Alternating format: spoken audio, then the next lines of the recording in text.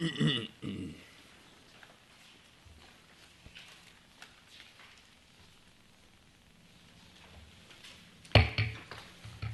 evening and welcome to the Edina Planning Commission meeting of July 10, 2013. My name is Kevin Staunton. I'm the chair of the commission. Jackie, would you please call the roll? Here. Here. Here. Here. Here. Here. Commissioner Carr. Here. Commissioner Flanagan. Here. Commissioner Forrest. Here. Chair Staunton. Here. Thank you. The next item on the agenda is approval of the meeting agenda. Are there any additions or subtractions, modifications that anyone wants to suggest to the meeting agenda? Seeing none, I'd take a motion to approve the meeting agenda. So moved. Is there a second? Second. All in favor say aye. Aye. Opposed, same sign. The meeting agenda is approved. Next up is the approval of the consent agenda. The consent agenda includes this evening minutes of the regular meeting of the Edina Planning Commission on June 12 as well as June 26. Are there any modifications or comments on the minutes from those two meetings? Seeing none, I would take a motion to approve the consent agenda, approving the minutes from those two meetings. Is there a second? Second. Having been moved in second, all in favor say aye. Aye. Opposed, same sign, and the consent agenda is approved.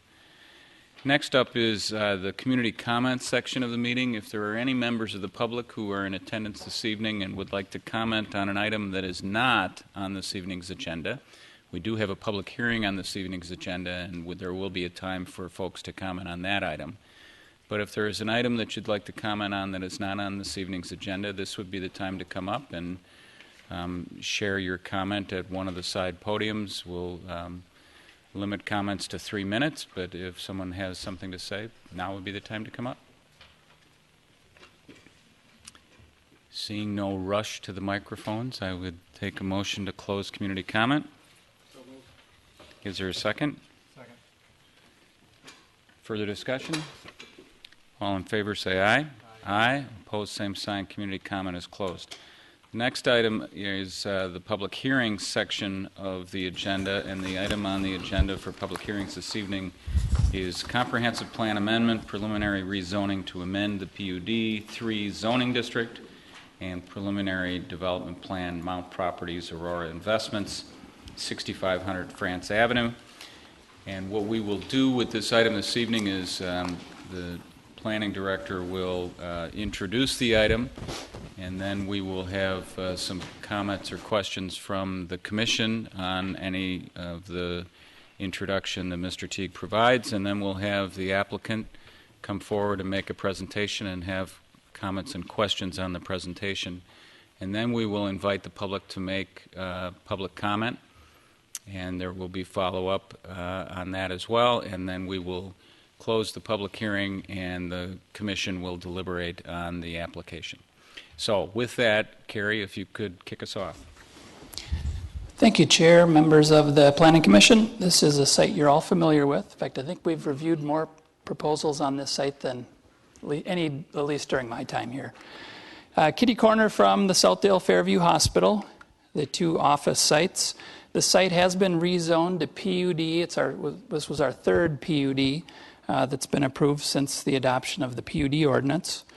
As the Commission recalls, this site was approved for a 5-story, 62-foot-tall medical building, 102,000 square feet. This is a look from 65th and France of what that building was to look like. And there was a 4 to 5 level parking ramp adjacent to the Cornelia Place apartments. This just quickly shows the site plan. The new proposal before you this evening is similar to the sketch plan that you reviewed back in, I believe it was May. It is for a 197-unit senior housing development. Of the 197 units, 111 would be independent and assisted living. 68 would be for transitional care, skilled nursing, and memory care. And there would be 18 care suites that would be associated with the hospital and Twin City Orthopedic. So if anybody had a surgery procedure that needed a longer-term stay, as a result of their procedure, they would have an opportunity to stay in this facility. The building itself is somewhat similar to the previous approval. Again, the rounded edge there at 69th or 65th and France. Some of the different, and the proposed building here is also 5 stories and also 62 feet tall, again, consistent with the sketch plan. A pedestrian skyway is proposed, and that would be connected from the 3rd level of the office or of the housing into the parking ramp. The previous parking ramp was located here, adjacent to the Cornelia Place. That would be replaced with the housing. Parking would be provided underneath the building, as accessed off of 65th Street. So just to quickly run through some renderings, and the applicant will go through these as well. This is a look from the Point of France. Courtyard area would be provided. Again, this is facing the Point of France. This is a look off of 65th Street. This would be the entrance into the underground parking off the west side of the building. Again, another look from, and this is a look from the Cornelia Place apartments looking to the east. The applicant has provided a very clear rendering here, and I believe this was requested by the Planning Commission during sketch plan, that overlays the previous proposed plan or previously approved plan with the new project. So the area that's outlined in blue, that's the medical building with the parking ramp, and the area highlighted in orange would be the new facility. So there's a 15,000 square foot reduction in the footprint itself. And notably, the parking ramp had a setback of 15 feet to the lot line here. The new building has a 42-foot setback, so a little extra space there.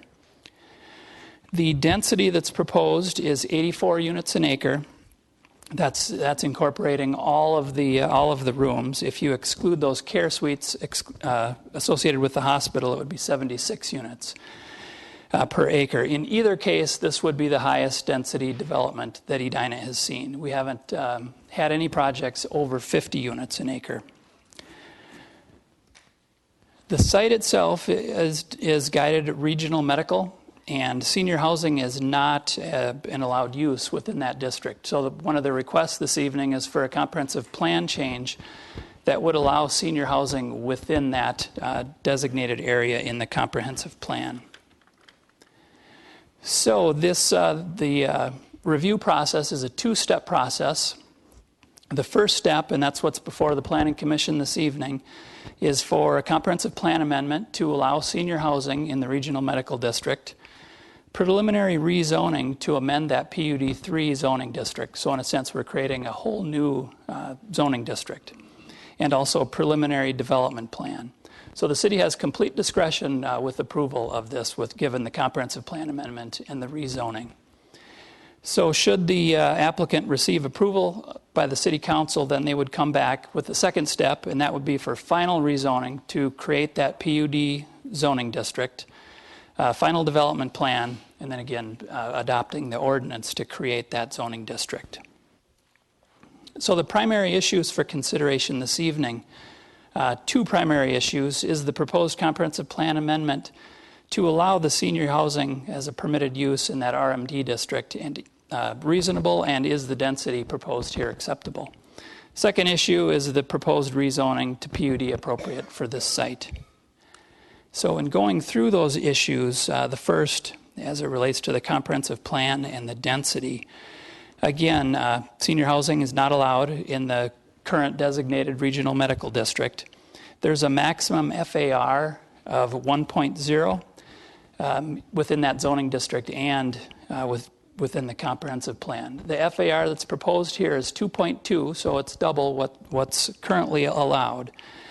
As part of that sketch plan review, both the Planning Commission and Council, you had requested some research on how other cities dealt with the density issue for high density and some senior projects.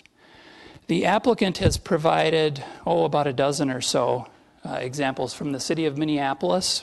Those are provided in your packet on attachments A26 and 27. Just to summarize those, of those that were indicated, the FARs range between 2 and 4.1, and the densities are all over 100 units an acre. So Minneapolis does have quite a few examples of density even greater than what's proposed this evening.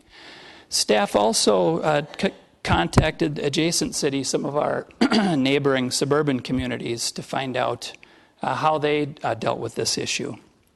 St. Louis Park, Minnetonka, and Bloomington.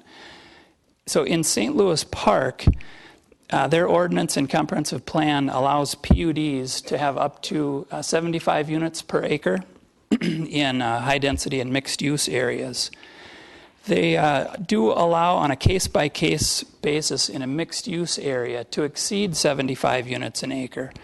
And staff did cite one example, and the picture rendering is on the screen, of a development within the West End project. This is the West End Flats, and the density here is 111 units per acre. This is a really small site, just over an acre, and there are 119 units within that complex. As you see, it's a 6-story building. City of Minnetonka, while they don't have any existing developments that approach this kind of density, Minnetonka, characteristics of Minnetonka, it's more large lots. However, in their comprehensive plan, they do define high-density residential as anything over 12 units an acre. So again, it's reviewed on a case-by-case basis. Again, they don't have anything approaching what's proposed here this evening. Other examples more closely related to the project are within the city of Bloomington. Their codes and comprehensive plan in general allow up to 50 units per acre. However, in areas that are designated high density or high intensity areas with a mixed use component, they allow FARs up to 1.5 and 2.0 in those areas. They do allow on a case-by-case basis densities over 2.0 if one or several of a few things are included in the plan. That is providing below-grade parking, providing a park or open space or plaza space, providing affordable housing, utilizing sustainable design principles, and providing public art. Their staff had indicated 3 projects that they've recently approved that all exceeded the 2.0 FAR. Those are the Reflections on 34th Avenue, where the density of that project is 95 units an acre. The Summer House at 98th and Lyndale, the density there is 59 units an acre. And most closely to close to Edina is the Janice, the Penn and American project that was recently constructed, and those apartments are 73 units an acre. So given those examples, given these examples, consideration for higher density for senior housing on a case-by-case basis seemed a reasonable approach to take here. So given that, and this was included in your packet, this language here on the slide is taken from the comprehensive plan. The language, the text that's in black is existing language, and the red is what's suggested or proposed. So within the regional medical district, we would suggest senior housing as a use that's acceptable within that district. And in regard to density guidelines, maintaining the 1.0 FAR for medical offices, however, allowing some flexibility for senior housing, again, on a case-by-case basis. And that consideration could be based on proximity to hospitals, proximity to low-density uses, utilities capacity, level of transit service available, impact on adjacent roads. Additional items would include below-grade parking. These are some of those Bloomington standards as well. Provision for park or open space, providing affordable housing, including sustainable design principles, and provision of public art. Staff is suggesting that language continue into our high-density residential designation. So that would, again, give us the flexibility, again, on a case-by-case basis to consider higher density for senior housing within those districts. So if that is acceptable, using that as a basis in a case-by-case moving forward and considering senior housing, a case could be made for this project with the densities that are proposed. First, again, there is a skyway connection that would connect up to the hospital, connecting this the area. WSB has performed a traffic study, and Chuck is here this evening with WSB to provide answer any questions that you may have in regard to the traffic and parking study. However, the use that's proposed here would generate less traffic than the medical office building. Using the AM peak periods, the medical office was to generate 279 trips, and the proposed use here would generate 27. And the PM peak was 216, and as proposed here is 40. So it's quite a bit of a reduction in traffic. There is bus service available, as we talked about with the previous request, available at 65th and France. The applicant is providing some sustainable design principles, and they'll go into more detail on that. Green roofs provided, and they'll go into more detail on the building itself. They are continuing the public art provision along 65th Street. That would be located right here. They are also proposing 4 units of affordable housing. While it's not a big number, it is something. Again, as we've talked about in the past and with our recent city council work session, ideally we'd like to get 10%. If 10% were required here, that would be 18 units. So that might be something that you want to discuss as part of your deliberation and consideration here. The applicant or the project does provide the below grade parking. So no parking ramp or surface lot with the proposal.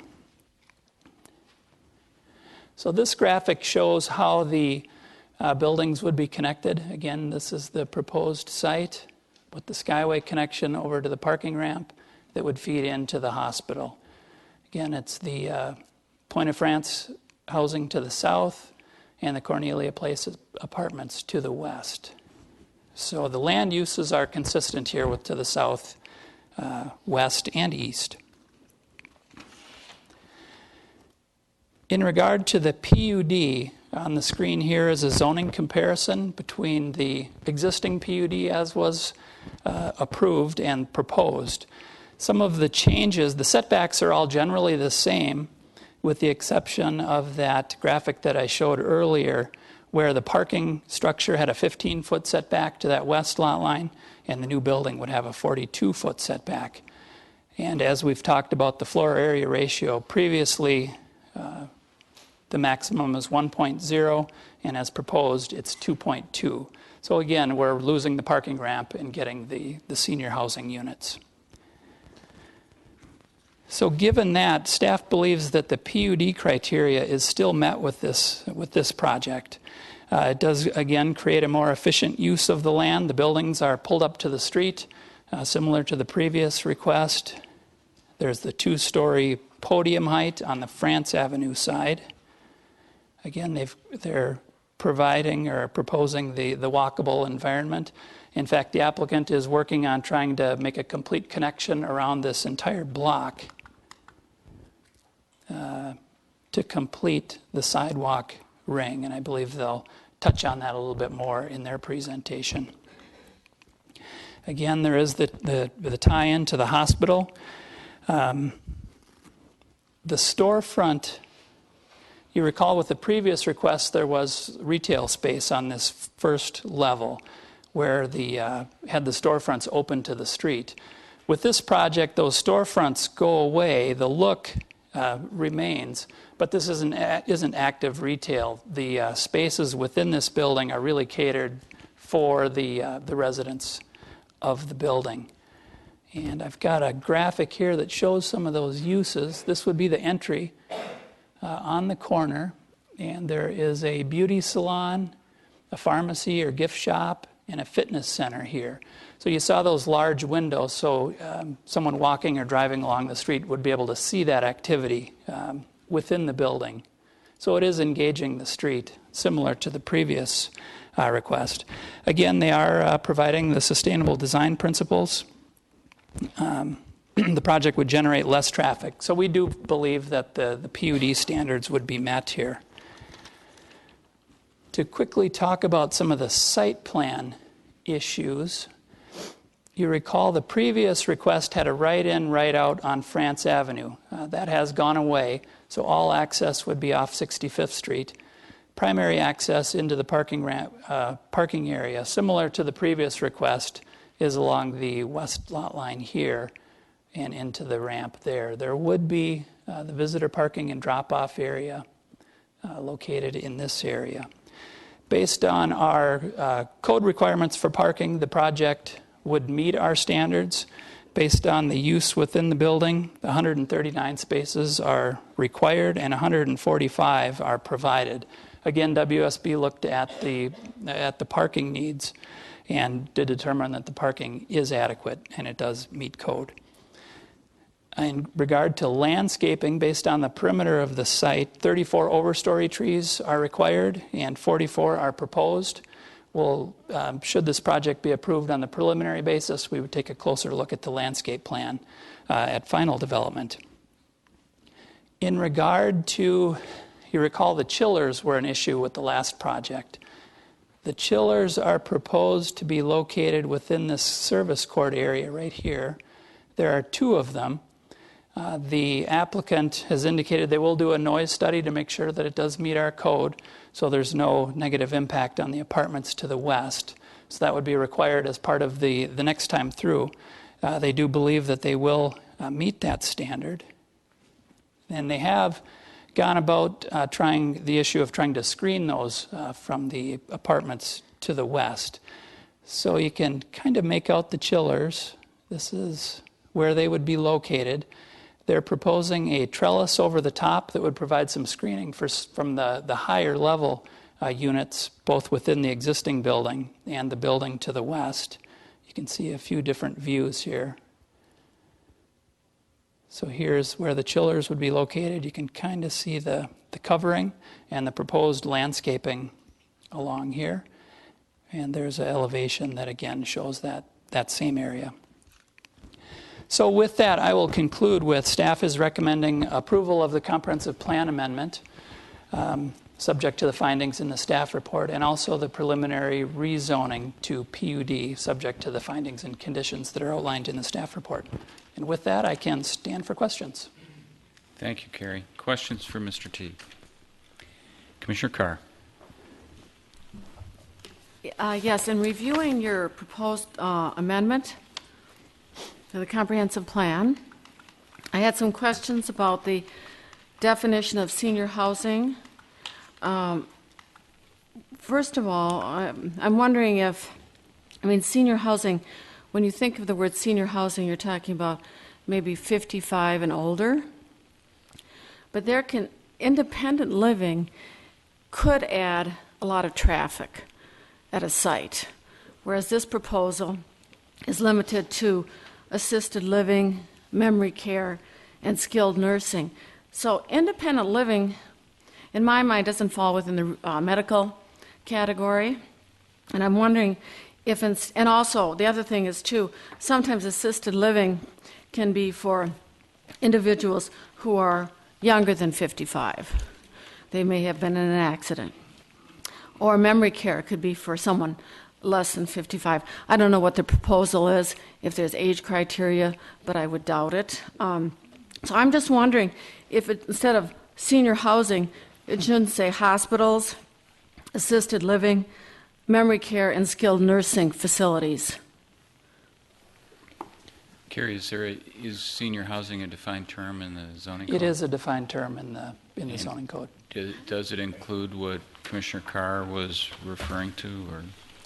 Yeah, I'll have to double check, but I believe it's 50, I'm not sure if it's 55 and older or 62 and or older. So maybe as we're kind of going through, let's take note of that and check that, and because I think it's an appropriate crafting question for the ultimate place we go with the comprehensive plan. So if there's more questions on that, why don't you ask them now so he can research those and we can circle back to it. Yeah, it's not clear to me whether the proposal includes independent living or just assisted living, because there's quite a big difference between the two. Assisted living there's not the traffic issues. People usually aren't driving. They may be, but generally not.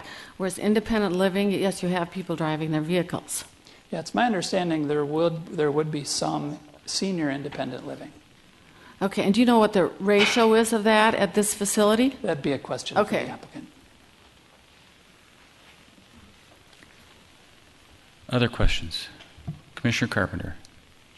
Carrie, you had mentioned in your presentation that senior housing is not currently allowed under the zoning code in this location. I'm just curious if you could expand on why that's the case, what the rationale was for prohibiting senior housing in that area. Well, it wasn't specifically prohibited. Okay. This site was guided as regional medical, and the thought when that zoning district was created, it was really for the medical district. That's with the medical office south of the hospital and the hospital itself. Just at that time when that was created, there wasn't the thought of housing. Okay. Commissioner Forrest. Just to add on to what Commissioner Carr said, I think somewhere, and this is totally going by memory, which is always dangerous, but there's also a definition that has to do with nursing care or nursing homes, so we'd want to check both of those and see how they mesh. Other questions before we hear from the applicant? Commissioner Carr. This relates to affordable housing. And in terms of a assisted living, memory care, nursing facility, affordable housing, is that defined by being the willingness to accept like Medicare subsidies? I'm not sure if you know the definition or how that applies in this instance. Yeah, it's the definition is established by the Metropolitan Council, and there are certain income limits. This would be, what they're proposing here is tied to the elderly waiver program. I don't know, I'm not an expert on the details of that. I'm sure the applicant could explain that a little better. Commissioner Potts. On the question of definitions, do we have a definition for sustainable design principles? We don't. So we'd have the opportunity to Yeah, create one as part of this? We could. That's language right from the PUD ordinance that we're encouraging sustainable design principles, but we haven't defined that. I'll circle back to that later. Thank you. Carrie, question in terms of the change to the comprehensive plan, when this particular property came before us previously and to the council and was approved as a planned unit development, was there a comprehensive plan change at that time? There was, but it wasn't for the use. This has always been guided regional medical. So the medical office, the use was consistent. It was the height. You recall this was restricted to 4 stories or 48 feet in height. And so the comp plan was amended to allow the 5 stories and 62 feet. And this proposal stays at that 62 consistent feet? With that, right. Okay. Commissioner Scherer. Following up on that, I noticed in the extensive number of letters we received from people in the neighborhood, a large number from the Point of France facility, there are a lot of questions about how height is calculated on this building, and I thought it might be helpful if we just, for the record, explained how we do that. Certainly. Height is measured from the average existing grade at the front building line. So both along 65th and along France, the height would be measured from the existing grade average from end to end. So existing grade to the roof line. At where the building is. So not at the property line, but at where the building emerges Where from the the ground. building is, correct. And the height of 62 feet that we're talking about is to the absolute peak? Parapet and everything else? No, there are some elements that do go over it, like that corner piece. That's what I want to clarify, just for the record. Oh, that one will probably show it. The decorative top? The decorative top here, that would be taller than 62 feet. Okay, so on this drawing, can you just show us where 62 feet would run along? Essentially, it's the roof line right here. Maybe that's not the best graphic to show it. Yeah, it would be, these decorative caps would not be included either. Okay, So it's the roof line itself. thank you. So a parapet is not included? Correct. Okay. Commissioner Carr. Again, just for clarification, on page 1 of the staff report, second paragraph, it says Mount Development Aurora Investments are requesting consideration of a change in use to 111 units of senior assisted living, 68 units of traditional care and memory care beds, and 18 care suites. Then if you go to page 5, under amending the PUD 3 district, first paragraph, on page 5, there it says the applicant is requesting a rezoning of this site to amend the PUD 3 district to allow senior independent and assisted living. That's a conflict between those two paragraphs in my mind. The first page should include the senior independent, Okay. because there is some of that provided here. And Thank so you. would that be, because the first page talks about 111 units of senior assisted, so is that 111 units of combined assisted and Yes. independent? Yep. Okay. Other questions? All right, thank you, Carrie. At this time, Commissioner Platter here. Carrie, so sorry, one more question. So with the FAR requirement, so you said the building before and the parking structure combined, the new building is 15,000 square feet less in total? Is that The footprint is 15,000 square feet less. roughly? Okay.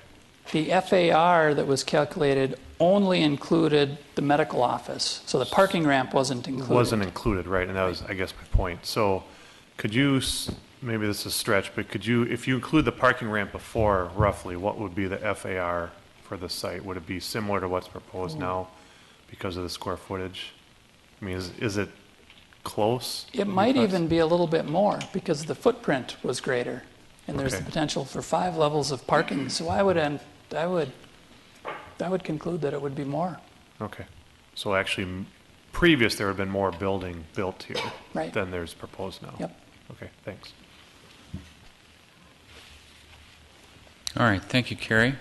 I'd ask the applicants to come forward and make their presentation. Welcome, gentlemen.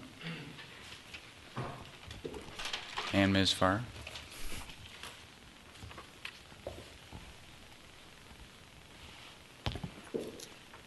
Chairman, members of the Planning Commission, my name is Steve Michaels of Mount Development, 3600 Minnesota Drive, Suite 525, Edina, Minnesota.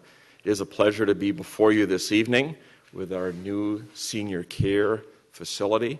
We're very proud of the work that we've done so far to date. We appreciated all your comments from sketch plan review, and we believe we've incorporated those comments, suggestions, and information into our packet this evening.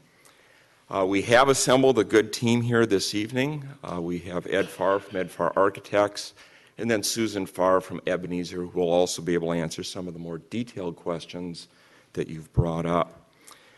This evening, we would like to try and communicate that this structure is more than just a building. It is a supporting environment for our seniors based on their needs in life.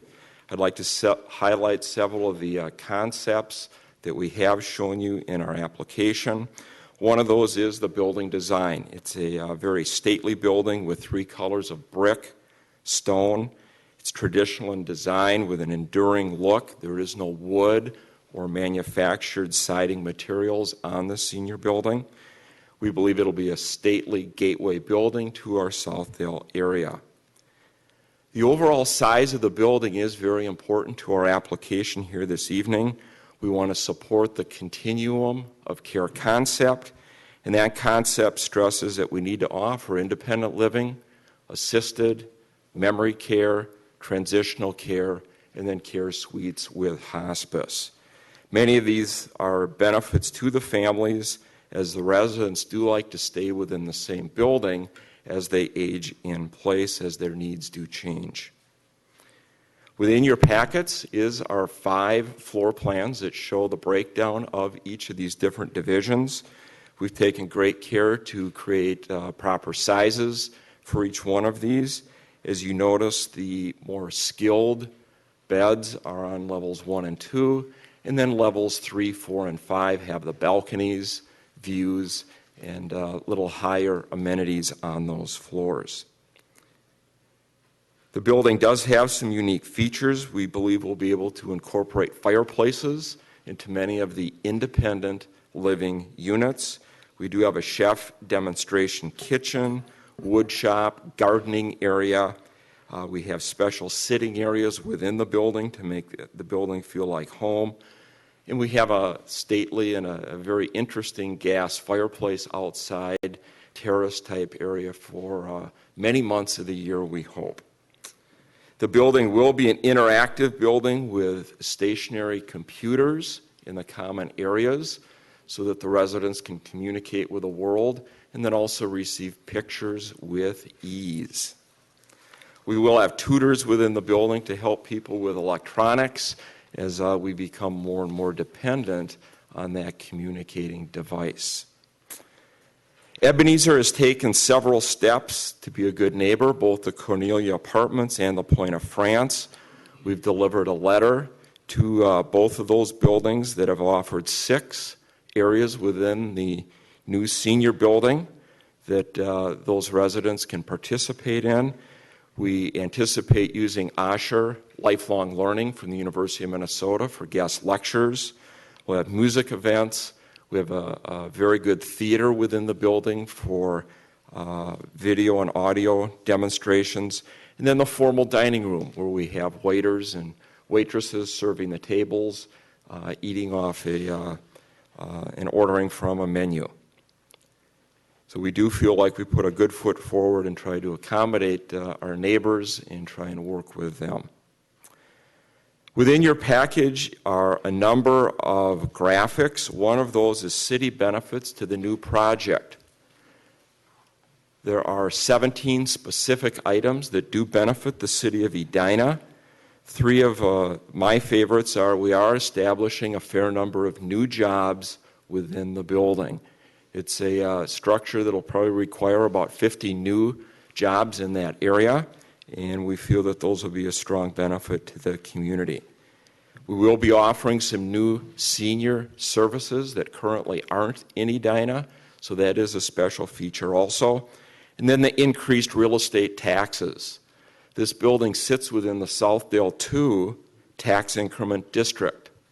That district provides for Edina capturing exclusively new taxes until 2022.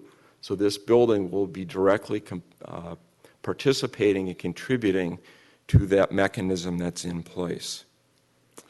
Traffic study's been mentioned. The new senior building will generate about 1/4 the traffic that the medical building would require. One of the concepts in good planning certainly is units per acre, density, and then floor area ratio. Traditionally, these 2 barometers are used to regulate traffic. Since our building has a very low traffic requirement, we believe that the FAR in the units per acre and the traditional ratios that we've used don't necessarily apply to congregate living and some of the skilled nursing that we've discussed this evening. We believe that the building will be very easy on the neighbors, specifically in the traffic area and just movement in and about the building. Interesting perspective, if you look at the 2 older buildings that were on the site, the 2 land parcels, the 4005 West 65th and 6500 France, had the capacity for 138 surface stalls. Our new building will have 138 stalls, but all underground. We have created a 16-point green initiative, and we'd be happy to talk about specific sustainability issues within that RJ memo that is within your package. We strongly pursue and encourage the reuse, recycle, and reduce principle, and we'll do that both during our construction and then also once the building opens, working with the residents, working with our suppliers, and other maintenance people within the building. So one of our overriding goals is to create a specific individual environment based on the resident's stage in life, We are very enthused about the building. We feel it'll be unique and really satisfy a niche right here within the Edina market. So our team is here this evening to answer any questions. I could answer questions right now if you have any immediately. Questions for Mr. Michaels? Okay. Commissioner Carr. I don't know if you can, it's related to my previous questions, but do you know what maybe it's in the packet, I did not see it, but what the proportion is or what the ratio is of independent living to assisted living? We have 60 for assisted living and 50 for independent. A lot of the rooms can swing either way. As you look at these buildings as they age over time, a lot of the independent living becomes assisted living as the people age in place. They tend to take more services, and the buildings tend to be pretty much all assisted living over time. And then there was the green roof was mentioned. Yes. What does that mean? Green There roof? was, the little section, I can't remember, let's see which page it's on. If I could refer you, Commissioner, to our site plan that is to your right. The Yes, on top. 7,800 square feet is green vegetation. Okay. We'll be doing a mix of yellow flowers, red flowers on that roof area. Those grow to about 2 feet tall, and they're very low maintenance after about 2 years. It's about 10 inches of good old-fashioned black dirt. Is that going to be accessible to anyone to walk up there, or is that more for environmental?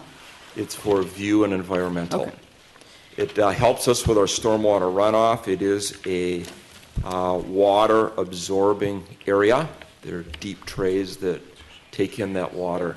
Okay. And then one final question, and that is, will you be accepting customers, patients into memory care or assisted living that are younger than 55? Going back to my question of senior. And do you need that, is that definition critical or not? With that lead in, I'm going to introduce Susan Farr, Vice President of Development for Ebenezer. She handles all the leasing for the Ebenezer facilities, unless there are other I think that's a good real segue. estate type questions. We can always come back to you. Okay? Thank you very much. Commissioner Grable.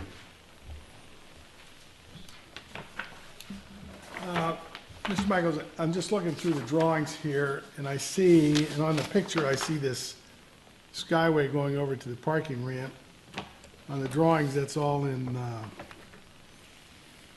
dashes, and I'm wondering, what's the status of the skyway over to the parking ramp? Commissioner Grable, the Skyway is part of our application. It would come into level 3 of the Fairview ramp.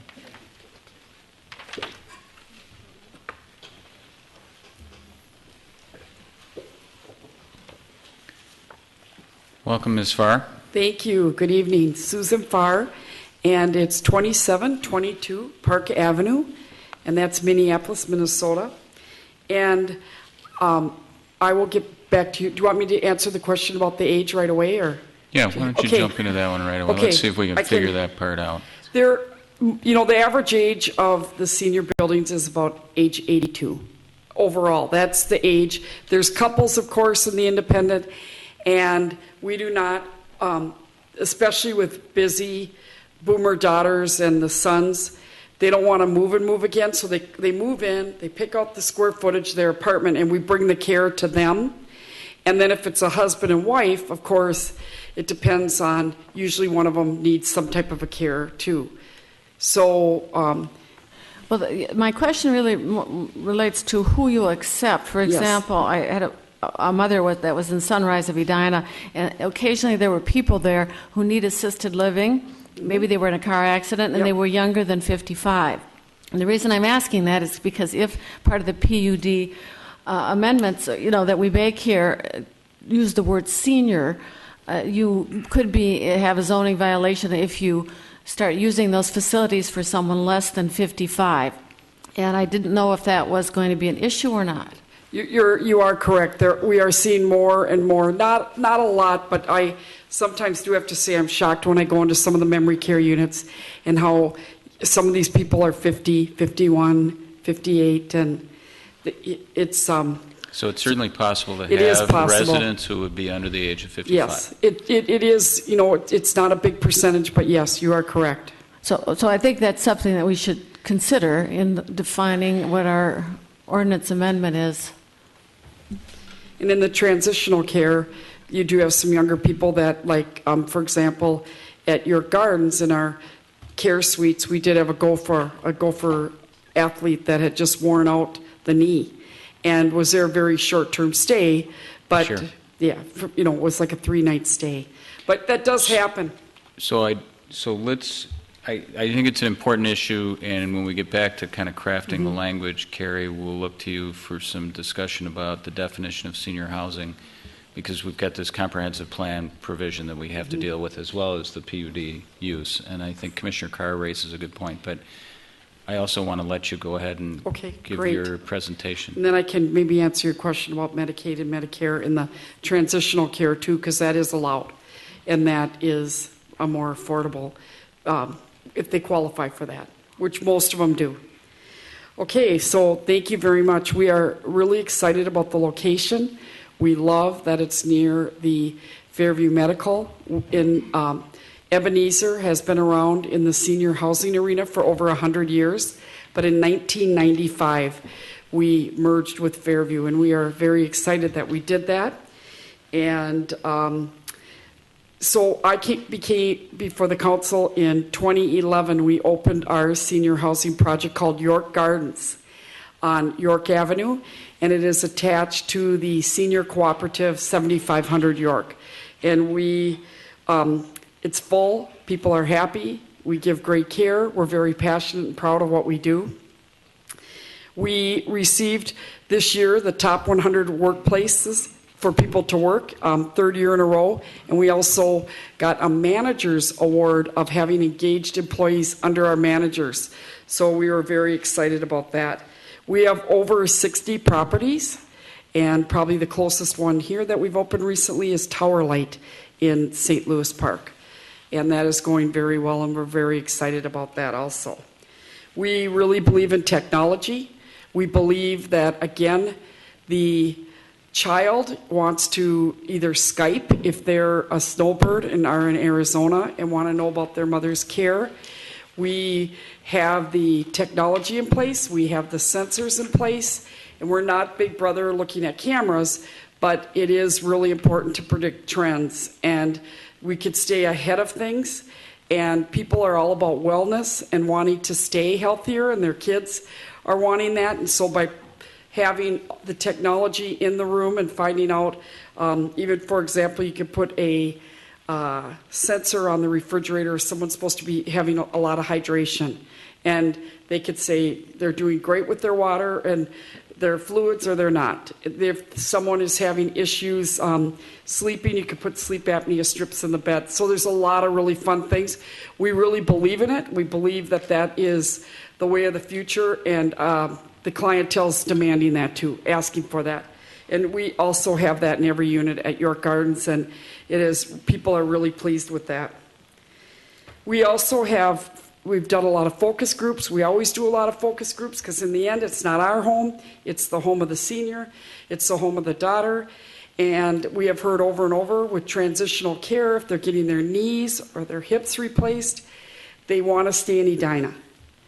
And we've even had this at York Gardens where we've had couples and their loved one, or 7500 York, and all the units have been full and they've had to go to Bloomington or somewhere else. And they just said it would be a lot easier for them bringing them to appointments, bringing them to other doctor appointments if they could stay in the Edina area.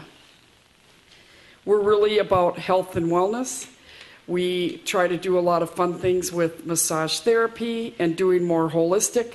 Again, we think that that is really important. And Steve had mentioned this before, but we have won awards for our lifelong learning, which is the music, McPhail music, arts, people that have had strokes that I never thought I could paint before, and this is really amazing. And so it's just not bingo anymore. It is much more educated, lifelong learning, and we really want to give the community something they can be very proud of, and it's all about education and trying to do things different. We never build the same building over and over. We do a study, say, what could we have done better? What should we do differently? And how can we improve the next one? And so coming before you is kind of everything that we said we would do differently at York Gardens already, and presenting to you here at 6500 France here. Any questions for me? Well, I think I can anticipate that we'll want to come back to the affordable housing question. Okay. So whether, Commissioner Carr, how did you phrase it? Was it Medicare or other? Yeah, I just wanted to understand what is meant by affordable housing in terms of this complex. Does it have to do with Medicare, Medicaid, subsidies? Again, some assisted living places don't accept those types of subsidies or payments. So I just wanted to get a handle on how you're going to be managing those issues. Well, there's the elderly waiver, which is a home and base service in the assisted living portion. And of course, that's 65 and older, and you have to qualify for that.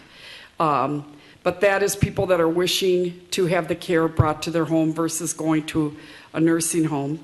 And then there is the Medicaid and Medicare in your transitional care.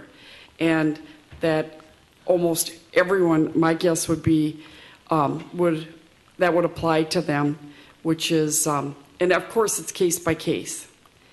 But that would be the license in the transitional care. So there's no restrictions on the number of patients that you'll take under Medicaid? Correct. And so then when you are referring to the 4 units of affordable housing, is that primarily for independent living only and the rents that are charged for that? It would be assisted living, because on independent living they would not need a care package or meals, or if they're homebound, or if they have, if they're, what they're needing. So if they're independent, they wouldn't qualify, but that would be in the assisted living. So in assisted living, if someone were to, how do you qualify for affordable housing in assisted living? You get assessed. There's a proper way that everyone has an assessment. So it's income-based, and then as a result of that, is there like a reduction in the fees that are charged? Correct. There's a reduction in the fee.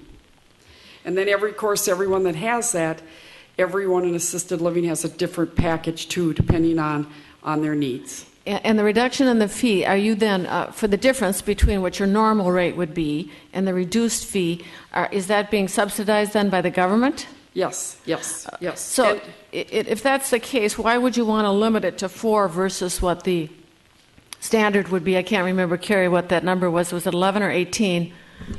18. Why would you want to restrict that number then? Well, it's just, and it's a question about what you pay for the building, the land, whatever, and in the end, how the performer works too. So, and there's really a good website too. The Minnesota Department of Human Services explains elderly waiver, for anyone that wants to just Google that later too. That's very helpful. Well, I guess, again, my question relates to affordable housing. If, in fact, from a purely profit standpoint, you make as much. No, you don't make as much. It is very much reduced. You get the fee that, like, every county does it differently too, but Hennepin County, whatever the fee is, it is only on your base rent.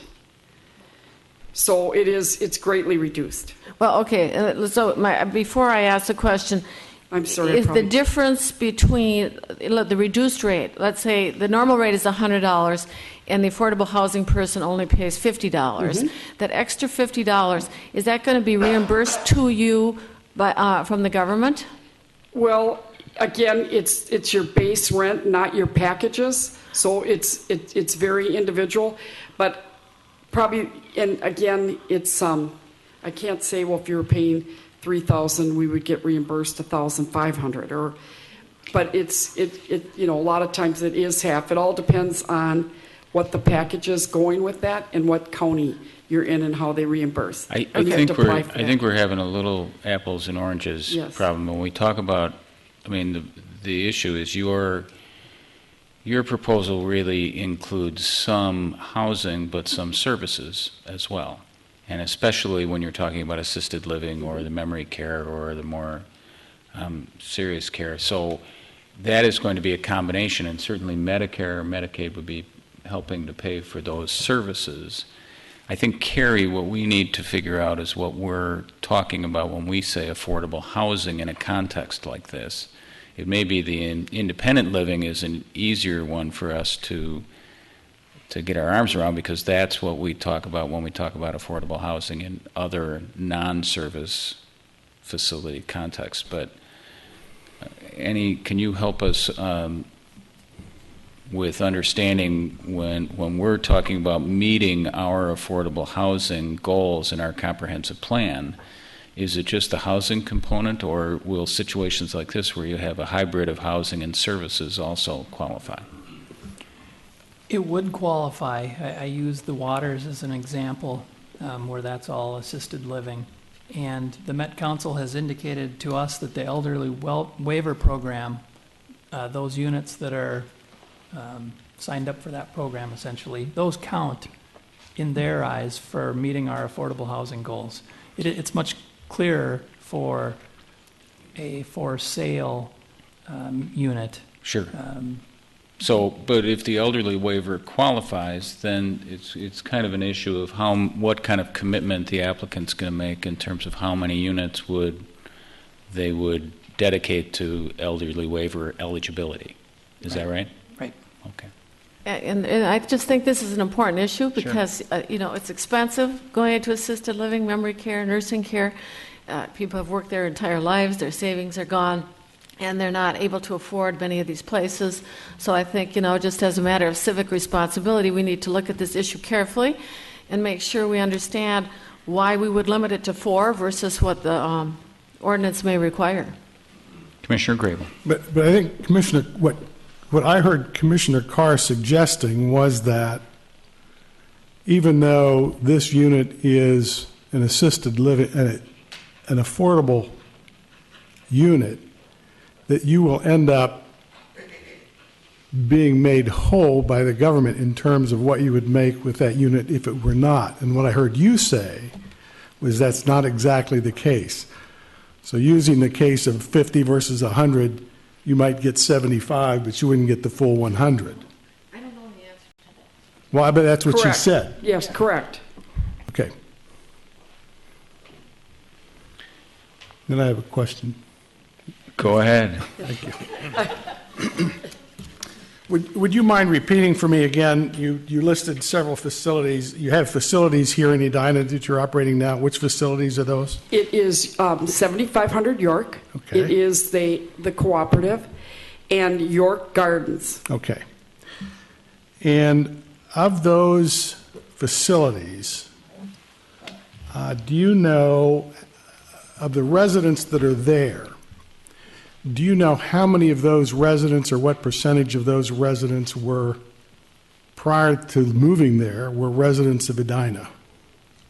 We do have a software system that we track that, and it is very high because 35% are right from 7500 York and have lived in Edina,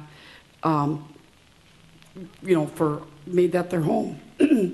And it is about, I want to say that the last time I checked, and I have not checked for about 6 months, but it was like 75, excuse me, my allergies, 75% Edina and 25 other. Okay. But the kids, the adult daughter or son, now that 25% also makes up where they said, I'm moving to Edina because it's called the grandchildren and my kids live there. So, they maybe physically came from Bloomington or Richfield or somewhere else, but a lot of times the children were here too. But the point is, nearly 3/4 of the people in your facilities off of York there were already Edina residents. They continue to be Edina residents. the 25% or so that come in from wherever they come in become Edina residents. Now,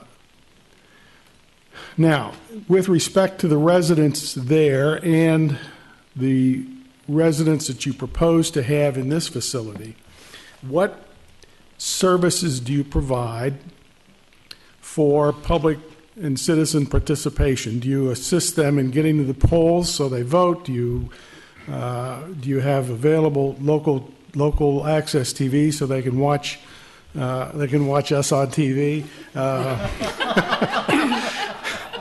I'll sign autographs, by the way. In other words, the people who are in these buildings become residents of Edina, and I assume that you assist them to become active residents in the city of Edina. Is that correct? Correct. We are very active with any of the vet programs. They've served our country.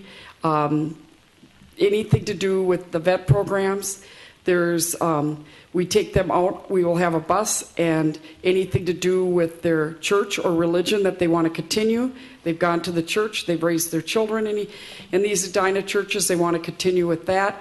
Voting, we absolutely do that. We also have volunteers that help in different events, and we also have the live feed TV. That's a really big deal. I mean, these TVs are not the old way like it was 25 years ago. They want options. They want the cable. They want ESPN. They want whatever they're watching.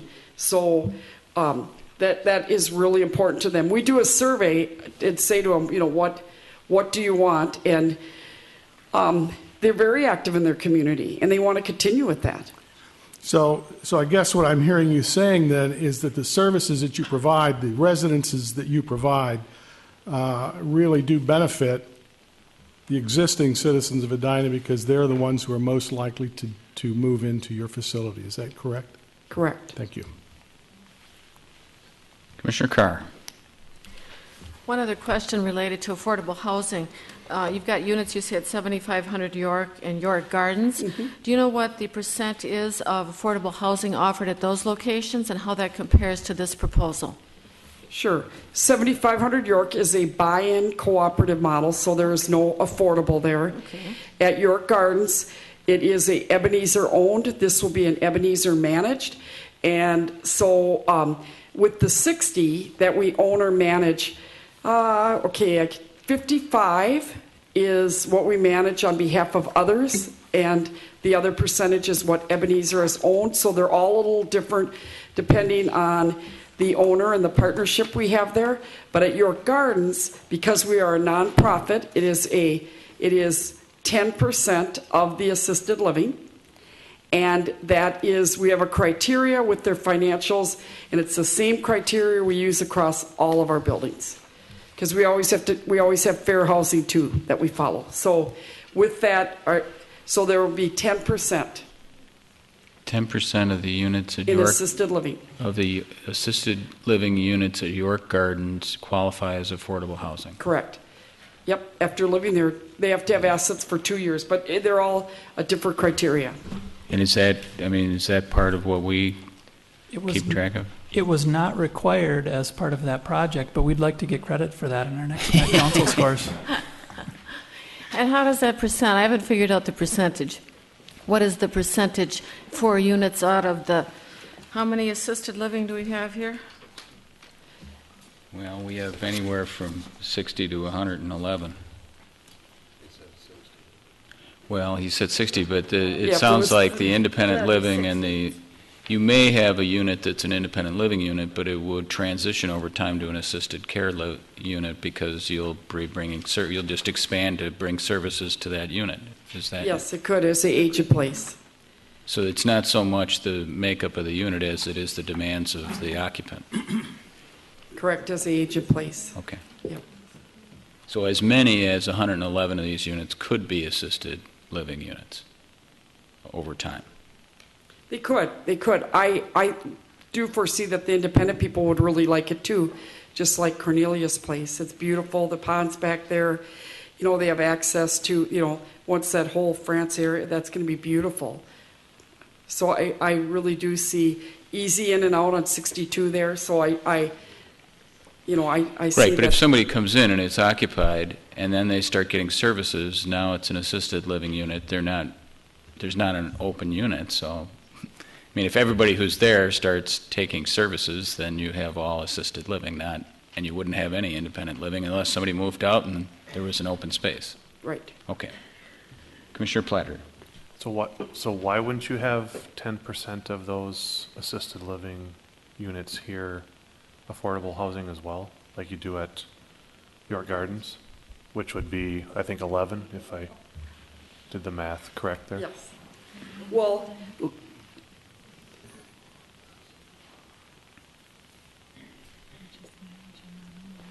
Yeah, I know. Commissioner, we'd be comfortable with designating 4 at this time. Over time, we could maybe increase the number, but there is a substantial reduction on elderly waiver and the affordable program. There are other opportunities within the community if that is an issue for some residents. The building can't be everything to all people. So we'd be comfortable with 4 affordable at this time. Even if it got you more votes to increase that number? Don't answer that. All right. Further questions for Mr. Michaels or Ms. Farr? I don't know if Mr. Farr has also got something to say. I assume since he's here, he's got something to say, and we want to get to him. So any more questions? Yeah, you mentioned when you were speaking earlier, you mentioned hospice. So I'd like to find out more about what you anticipate being the hospice care programs there. If it's going to be on-site staff-driven or off-site staff-driven, or probably, again, all of the above, because it is all about choice. But we have Fairview Home Care and Hospice is your largest provider. And depending, again, on that care level, and most of the people are wishing to pass right at home. As this is now their home, they've been there, they love it, and this is what they wish. They don't want to move and move again. And so we do have a palliative care and hospice program, and active in all of our buildings, and it's worked out very well. And the families are very happy, and so is the senior who's picked out their apartment. And then the other question was, in the proponent's narrative, it refers to 52 new medical staff positions. I'm wondering, is that just medical staff positions, medical support staff, janitorial, food service, and is it full-time equivalents or not? I mean, how many people are we talking about as employees there, or people who come in and visit professionally, whether it's physician or nurse practitioner or hospice care worker or whatever, to get an idea of what kind of traffic is going to be coming through the building? Well, the 52, of course, would be the staff that is there and everything that you mentioned, maintenance, chefs, aides, nurse. It's not just the medical staff then? Correct. Okay. Correct. But we also do have, in our buildings, and it's worked out really well, we do have nurse practitioners. We set up the clinic. Again, it works out well with them not having to bundle up someone and bring them here and there, especially in the winter. Therapy, we have all that on site. And so that, again, is something new, and people really haven't really liked that. So, but there is, of course, different home care agencies, because even with hospice, everything is choice. So someone might have their own home care or hospice that they're using that has worked really well too. So it's all about choice, and it's not just the Fairview Home Care and Hospice. Commissioner Cherkasky. I was just wondering, with your other 2 facilities, how many units there are and how many of those units are occupied? Well, York Gardens, 76 full with the waiting list, and 7,500 York, there's a lot of couples, so depending, there's 350, and there is, for the larger units at York Gardens, some of them have 7,500 York cooperative, some of them have a 10-year waiting list. Okay, thank you. You're welcome. Other questions for Ms. Farr? All right. We may have more. Don't go far. Thank you. Mr. Farr.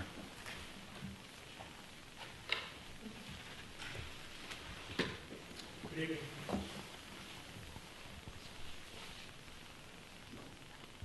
Good evening. Commissioners, mic on? I don't think so.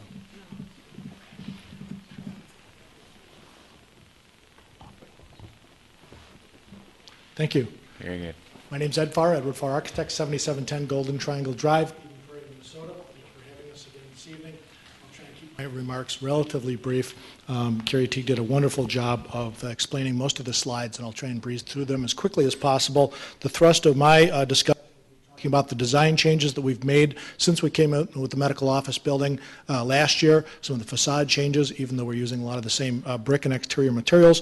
Also, building height clarifications that Commissioner Scherer has brought up. I'll try and demonstrate how we fit into the fabric of the neighborhood and explain some of those technical numbers.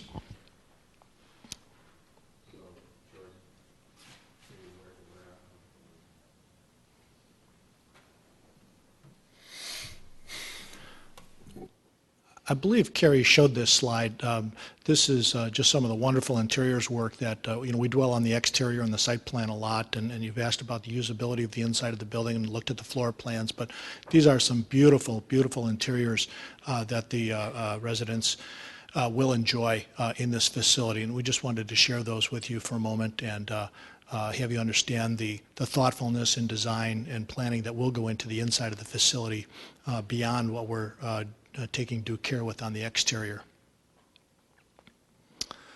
The first floor plan, which was talked about before, that's in your packet, and I put this here in case I needed it for reference. The overall site plan, again, our project forward thrust is always this view coming southbound on France Avenue from 62, the entrance to the Regional Medical District. We consider this our main front elevation. We've retained the round facade, that decorative cornice that glows at night as that main first impression along France Avenue. That's really our primary visual orientation and primary elevation. That said, we've also kept our building forward design, our podium, the pedestrian orientation that was discussed as well. So some of the similarities, we had an obvious change in use from an office building to a place where people live and are healing. And that offered, we the architect, great opportunity to express those use changes on the outside, and to the benefit of the people looking at the building, offered much greater articulation in the facade, even though we choose to use the same building materials and similar approach along that curved facade along France and 65th. This slide was shown already by Carrie. I don't want to repeat that, but if you have any questions, we're increasing the green space, the open space from our previous approved medical office building proposal. So just dwelling on this main elevation for a moment, while I'll look at a brief, very similar to our medical office building design and use of materials, besides the skyway inclusion now, we have this opportunity to articulate the units with in and out play. You see that on a lot of housing developments, of course, whether it's condominiums or apartments.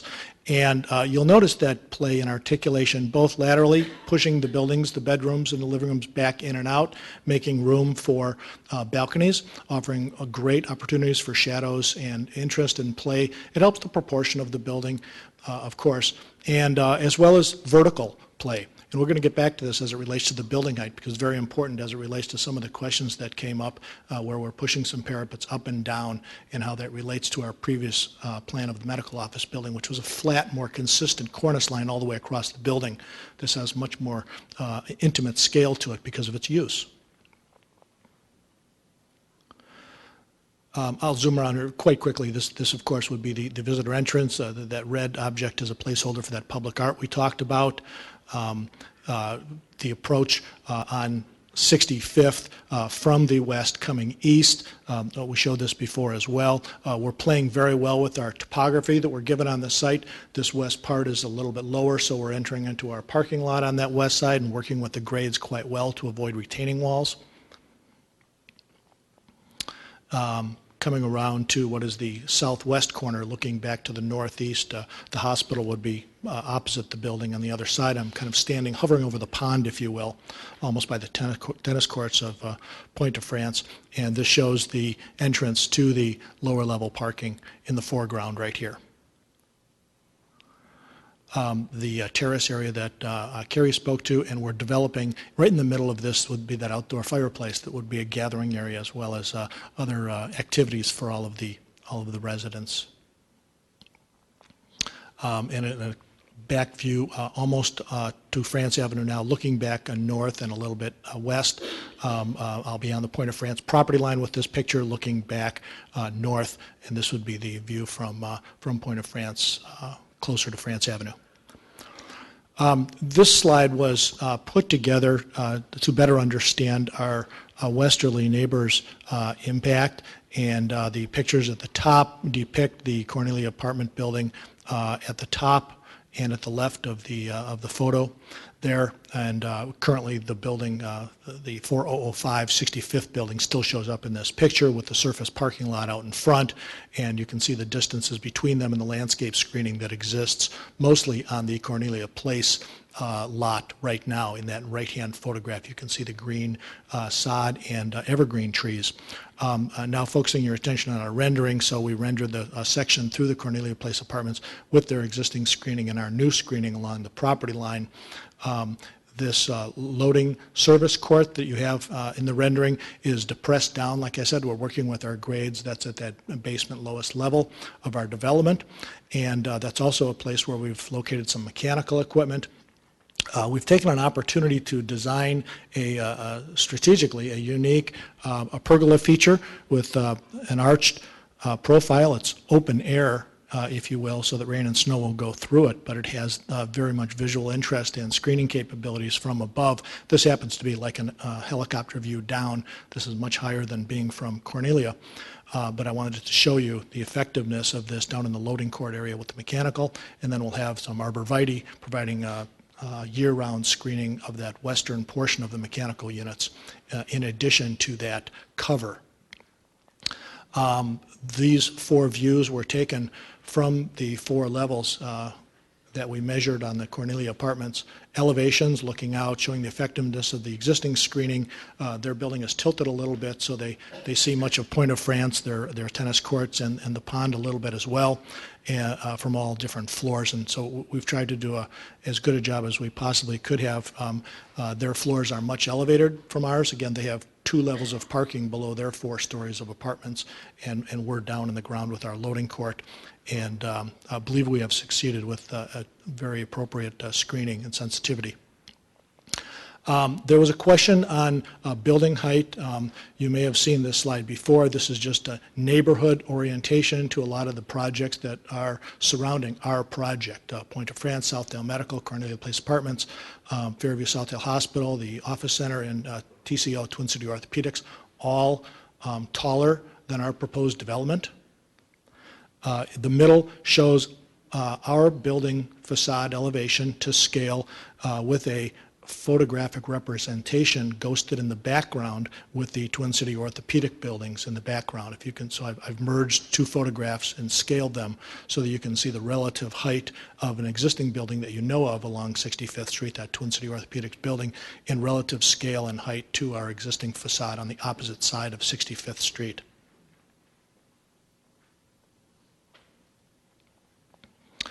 We have some just engineering data just as backup if you need to know any specific numbers for both the TCO building and the Cornelia Place roof line.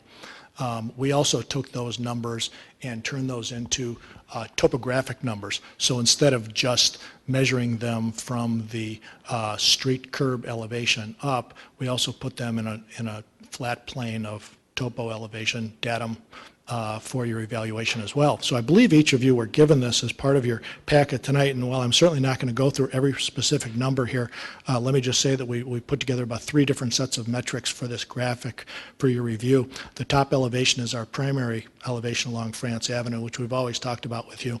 And you can see the interplay of our facade where the cornice line goes up and down.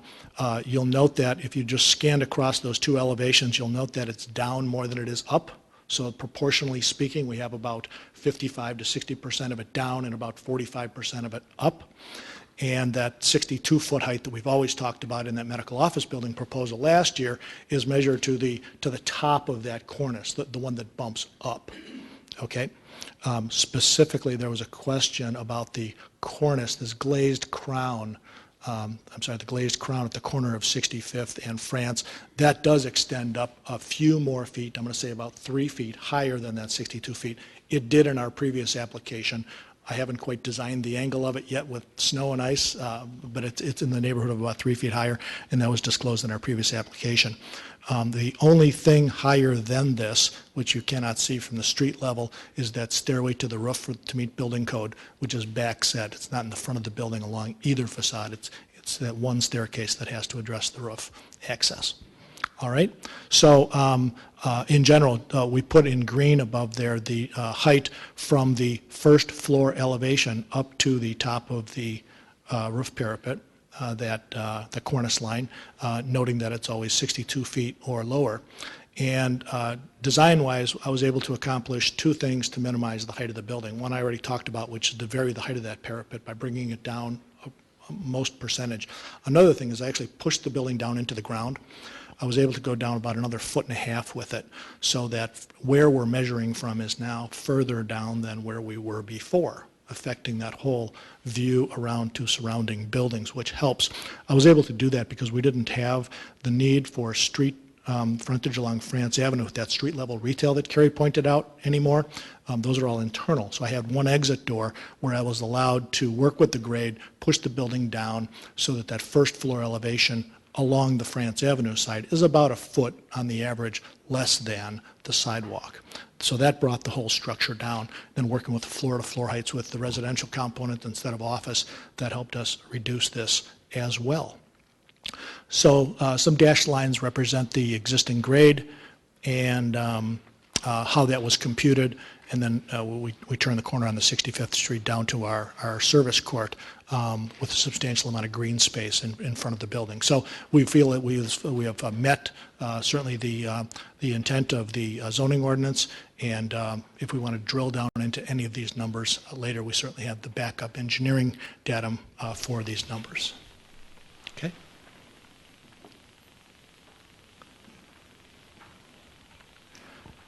Good. I just wanted to conclude then, actually, because I talked about the building height and the design changes. I think we succeeded in fitting into the fabric of the community, and we're just extremely, extremely excited about the project. So I'm open to questions personally, and I think our whole team is now. Thank you. Thank you, Mr. Farr. Let me just ask, while you've got this slide up, can you just identify for us, it looks like a rooftop view, what rooftop elements there are? So you've mentioned the stairway, penthouse, or can you just kind of point out on there with the pointer where various rooftop elements are? I'm actually going to zoom in here Yeah, to help this a little bit.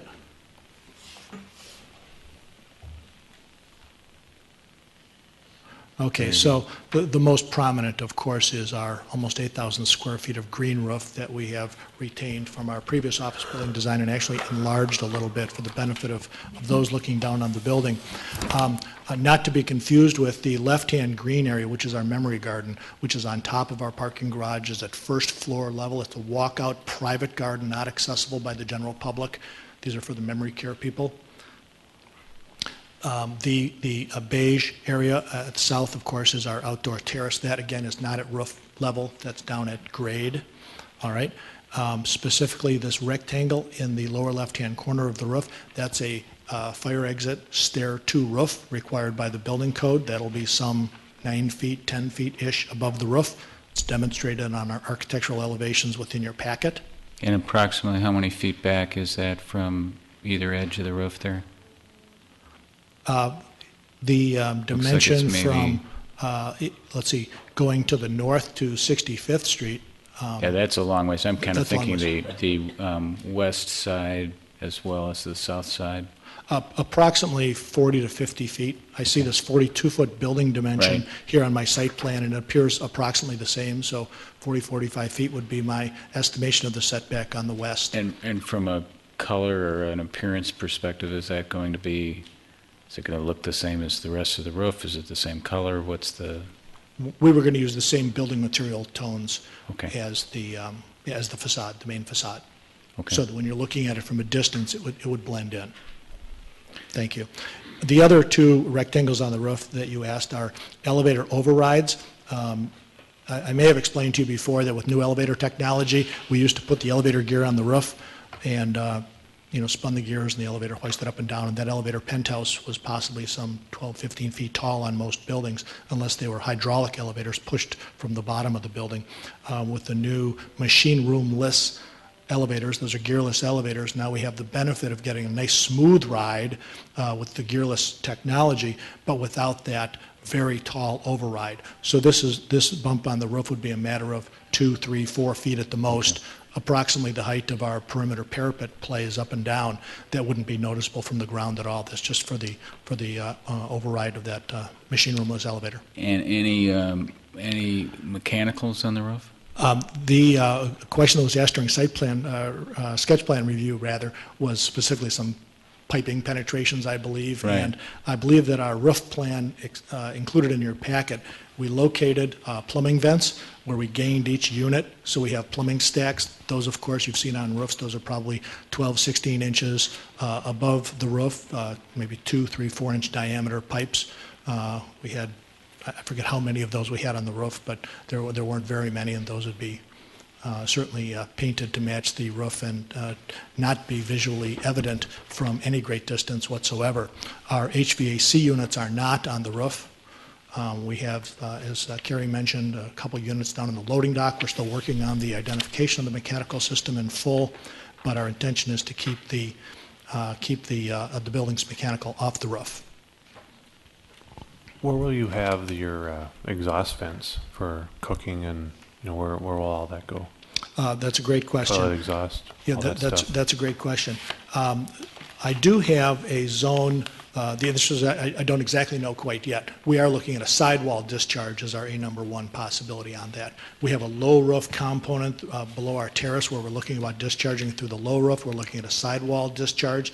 And then if we have to bring it straight up for other building code or health code purposes, I'm making sure that the parapets are high enough so that the discharge of any exhaust duct like that would be no greater than those parapet heights that we've already identified. Yeah, in on the roof plan, you show a couple of, next to the westernmost elevator penthouse, you show a couple of kitchen exhaust risers. A continuation of that parapet screen, is, I believe, that shows up on that roof plan a little bit better than this site plan shows. So wherever they end up, there'll be some parapet screening and other things around them, right? Correct. Because I'm sure the kitchen ones will have to go up there for code reasons. So I just wanted people to be aware of it, show it, so it's not a surprise at some point. Commissioner Grable? Question for clarification. I thought I understood Carrie to say earlier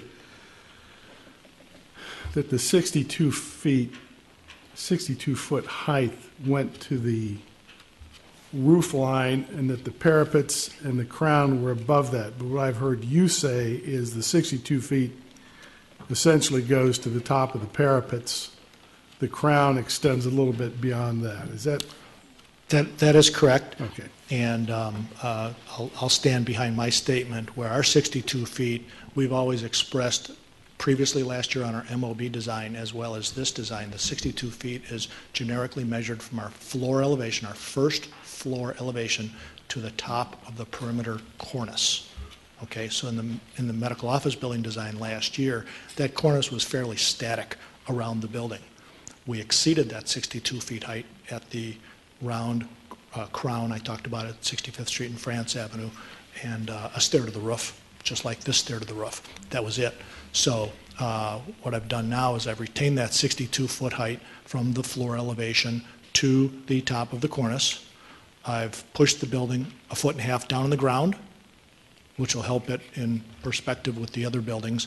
And we've also taken that 62 feet height and mixed in with another 60.5-foot height, up, down, for scale, proportion, and visual interest. So we've decreased the overall datum elevation building height relative to the groundscape around, as well as added that articulation. Commissioner Platter. So just a couple of questions here. So are you keeping the boulevard trees on France and 65th as you previously were? The answer is yes. I will qualify that with the Skyway, I believe, forces the removal of one tree near the intersection of 65th and France, just But due to in its general, location. the rest are all In general, remaining, yes. I think We they're do locust understand, we trees do or have whatever some, they were there. grading Or ash challenges, trees. yeah, with their root structures. We've been in contact with city forester about some excavation for our basement level and things like that. So we're continuing those discussions. Okay. Right. And I'm sorry, Commissioner Grable, you had asked a question about the dotted sense of the Skyway, and just architecturally, I dotted it in to indicate that it's a structure above grade in my site plan, and that's why the dotted lines are inferred. It wasn't meant to be a future or possible Skyway. Figures walk across. Yeah, there you go. And then the podium, what was the podium height again? Is it pretty similar to what it was before? The one on France? It does start at that third floor level, Okay, so it's like third it did floor. before. Okay. Yeah, we kept the same proportions of 2 stories right, out to 3 the and- sidewalk. Three and and then- two, 3 and 2 above then, right? Correct. Okay. Those are my minor questions. Commissioner Carr, then Commissioner Potts. I just have a quick question on the submittal document, which is this document. On the first page, which is the regional map, you can see the diagram in yellow, which is your site, and you can see the Skyway from the hospital to the parking lot, and that's a perpendicular to the road. Then when you go to the next page, which is the site plan, your walkway is at an angle, and I don't remember seeing any angled skyways downtown Minneapolis. They're usually perpendicular. They go directly straight across the road. Was there a reason for that? Was it, maybe you could give me an explanation for that. Most definitely. Yes, it was strategic because we wanted to land in the specific physical corner of the parking ramp where there was already no parking, and we wanted to get a walk from our corner of their new parking deck, the existing parking deck, over to that elevator core where the Skyway goes across France Avenue. We're going to be at that same level as that existing Skyway, so we won't have to make any vertical transitions. But again, strategically, there are a pair of columns right there at the corner, which is our aiming point for it. And we're leaving our building, again, strategically where our hallway is, and so we are going on an angle. I might challenge your notion of the fact that there aren't many skyways angular. If you look at maybe a Google map of downtown Minneapolis, you'll see that a lot. Or you can go to one of our office parks at Normandale Lake Office Park in Bloomington, where I have 1, 2, 3, 4 skyways, I believe, 3 or 4, and they're at slight angles, and you wouldn't know it. Okay, good. I don't believe it's problematic. That answers my question. Thank you. Commissioner Potts. A couple questions, one about the distance between this project and its neighbors, and then another about your sustainability statements. So looking at the board you have posted here, and the distance between Cornelia Place to the west and Point of France to the south, can you tell us how close those two buildings get, the adjacent ones, to your project?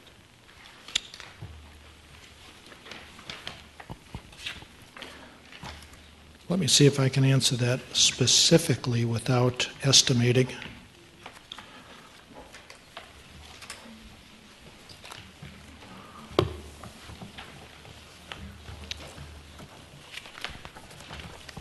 If you bear with me, I don't believe I'm going to be able to give you the precise dimension, whereas I'm going to go to this sectioned graphics, which was done to scale.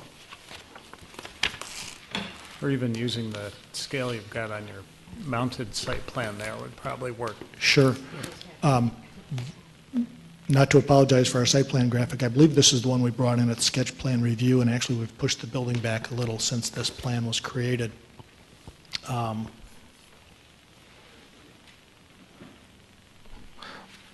But as scaling should work, I'm going to suggest to you that they appear to be about 75 to 80 feet separated, and I can substantiate that here on my site plan by doing a quick scaling myself off of the 42. I get approximately 80 to 90 feet, depending upon where along the Cornelia Place apartments are measured. And is Point of France further away or closer than that? Point of France is substantially further away. Okay. Onto sustainability issues. As far as the green roof, I appreciate what that's doing for the rainwater management. The roof is not occupiable, correct? It is not. I would need 2 staircases and an elevator for accessibility code compliance. Yeah, so is anybody going to be able to visually see the green roofs? The Point of France residents. That's the one taller building Yes, then? that's correct. Okay, thanks. And then for the other commissioners, I'm looking at page A23 of your submission, which is RJM's list of sustainability approaches. And these things all sound very good. What I'm looking for is something that's quantifiable on nearly any of them. And as a for instance, number 8 talks about baseline energy performance and says that you'll be above minimum energy code. I mean, minimum energy code is the minimum legally allowed building. And if you were 1% better than that, you'd fulfill your promise here, but it wouldn't be something I'd consider sustainable. So are there some quantifiable things we can rely on for these different metrics you list out here? Sure. A good question, and while I can't give you those technical parameters on each item here tonight, know that the one that you questioned, we will certainly be challenged by the Excel Energy Design Assist program, which is something we've already signed up for and had our first session with the people at the White Group. We're going to be talking about increases in energy performance above and beyond code minimums. For that very reason, there are incentives to do that, as well as our own team's initiatives. Whether or not we set that benchmark at 1%, 5%, 20%, 40%, I certainly can't tell you at this point in time. We've got lots of design work to do and coordinating all sorts of energy efficient strategies.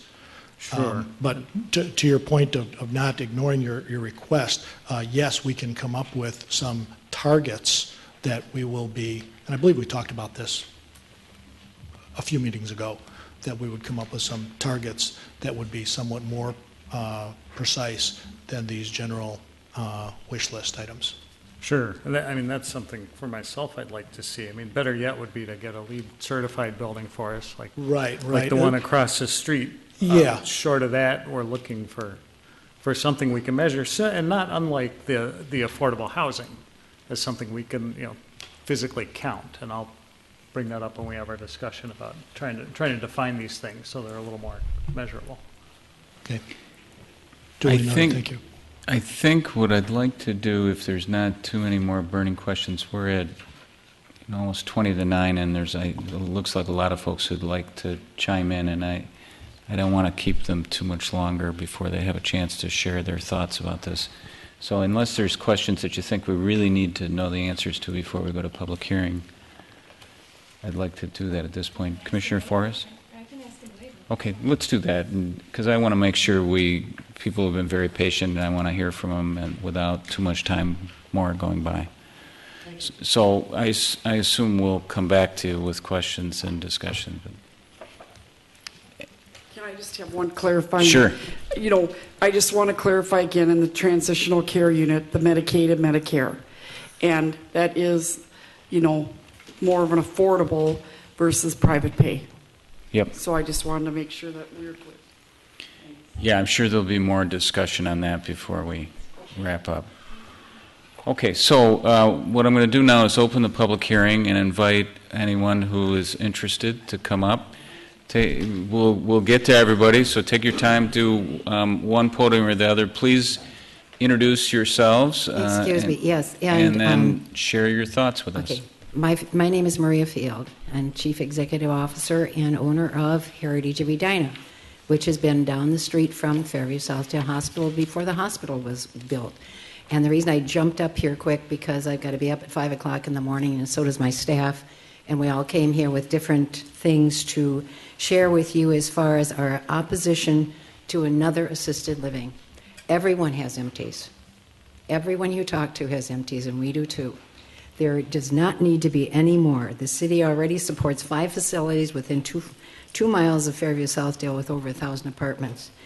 And we also know that the traffic congestion can be a lot, and that's one of the things we're really going to hit at. We've gone over everything that comes in and out of our place every day, and it's amazing. Our food deliveries we have 6 times per week because we have food and fruit and bread and things like that. Then we have garbage pickup every day. We have 257 units, and we have garbage pickup every day, including Sundays. The supplies that come in for hospital or the housekeeping, janitorial, dietary, assisted living, we get some through Speedy every day. We have UPS deliveries every day. We have FedEx stops every day. Postal deliveries, of course, every day. We have activities, entertainers, and volunteers every day. We have Metro Mobility and non-emergency transport that 10 to 15 times a day. We've got 4 buildings, and they stop and take people places. And then I'll make it short because I'm going to introduce Kate, and she's my DON, and she will tell you a little bit more. My address is 3434 Heritage Drive, or right down here. And so if I could... And can you explain quickly, you said you're CEO of... Heritage of Edina. Heritage of Edina. Yeah, we're right down the street, around the corner, Berry Road, and And that's an assisted living facility? Yes, is that we're right? all Okay. assisted living. It used to be a nursing home and Okay. 3 retirement homes. 1999, we turned it all into assisted living. Okay. And so we have every version of it, and people age in place, and and we lose probably a couple people every month. So, and then bring in people. So it's a constant revolving door, as we call it, because they do come in. So if I could have Kate. Okay. Thank you for sharing. My name is Kate Sones. I'm the Director of Nursing and Heritage of Edina. My address is 3434 Heritage Drive. I've worked at Heritage of Edina for over 17 years now. It was my first job as an RN, and I love working there. And yeah, another assisted living facility, another one, is also a concern for me here in Edina. I was going to speak a bit more about the congestion, the traffic congestion that Maria had already spoke about a bit. Being the director of nursing, I know, of course, the medical part of the transportation, all of the home care agencies that come to our facility, at least 24 people a day with RNs, LPNs, home health aides, PT, OT, speech, and that's from outside facilities. That's not from ours. We have our own nursing staff, but those outside facilities. We have hospice agencies, several of those that come, up to 20 staff people a day, once again, RNs, LPNs, therapies, chaplains, all of that type of thing. Ambulance and police, several times a day. Medical supply companies, oxygen companies, 4 to 6 times every day. Lab companies and portable x-ray, that type of thing is there several times too every week. Pharmacy deliveries are, multiple. Foot care, we have several different agencies that come out to do foot care for our residents too. County caseworkers, because we have, quite a bit more than 4 beds for our for elderly waiver type of residents. We have 100 and some of those. So I don't know what would happen to them if we, couldn't be there anymore because of another assisted living facility. But I just wanted to talk about that, and then we also have Cindy here who wants to also. Ms. Sones, could you answer a couple of questions? How many beds did you say you have? How many units? We have 257. 257. And what kind of vacancy rate do you have? Right now, our level is approximately, Sandy knows that better, but we're at 86% right now. Okay. But is that pretty just a short typical? time or is ago, it, we okay. were at 72%. Right now, we're elderly waiver. We are at about 72, but we've at times gone up to 110 because we believe that if you're going to age in place and you're good enough to come in and spend your money private pay, we're going to keep you with us. We're not going to just limit it to 4 apartments. Okay. Well, it sounds like you know the... Pardon me? You know the census data She anyway, does as so... well. Yes, I'm Sandy Hovdet, and I work in admissions and marketing, and also I do the discharge planning for Heritage of Edina. All right, welcome. Thank you.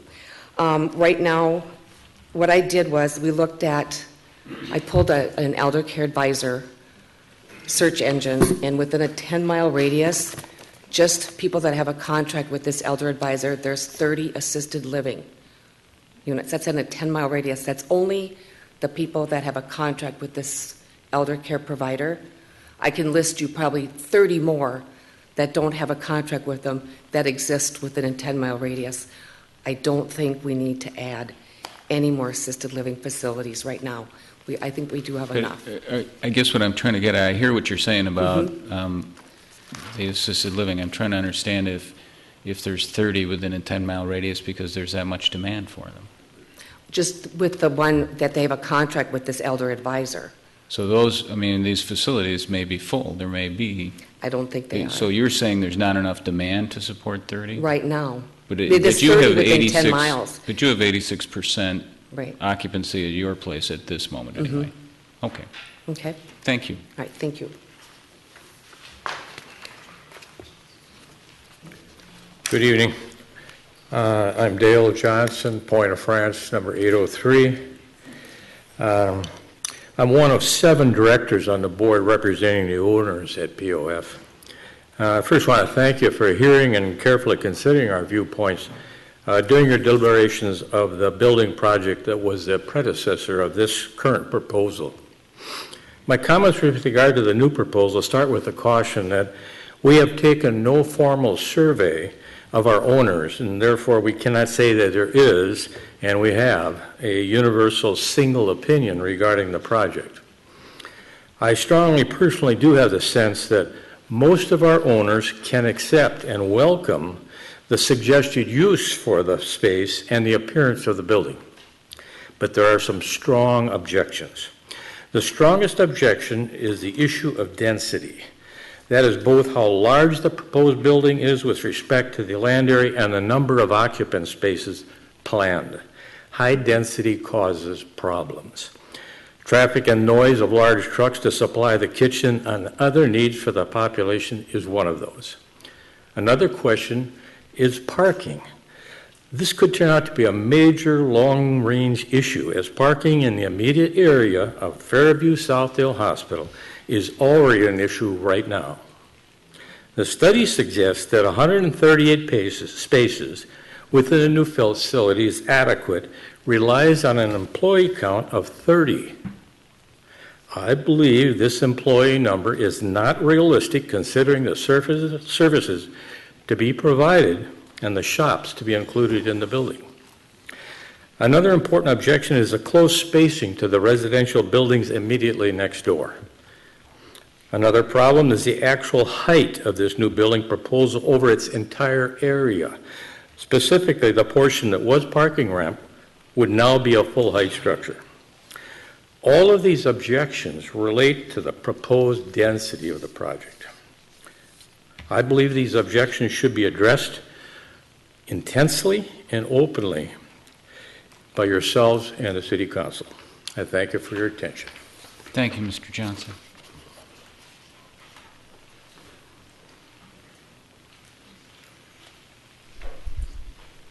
Hi, my name is Bonnie Miller, and I live in Hopkins, Minnesota, but I work here in Edina at Heritage of Edina. We have about 190 employees currently, 125 of them being nursing staff. We have people that have been with us for a very long time. We have 70 staff that are over 50 years old, 15 over 60, 7 over 70, and 1 over 80 years old, which is really quite an accomplishment, I think. We have 96 employees who have been with us for a minimum of 5 years. Calculated out, that would be over 1,000 years of experience. We have 12 nurses, 56 home health aides on a daily basis, as well as 16 housekeeping department, 12 in dietary, 5 in maintenance, and office staff of 7. Please allow us to continue giving the excellent care that our residents receive. Vote against this proposal. Thank you. Thank you, Ms. Miller.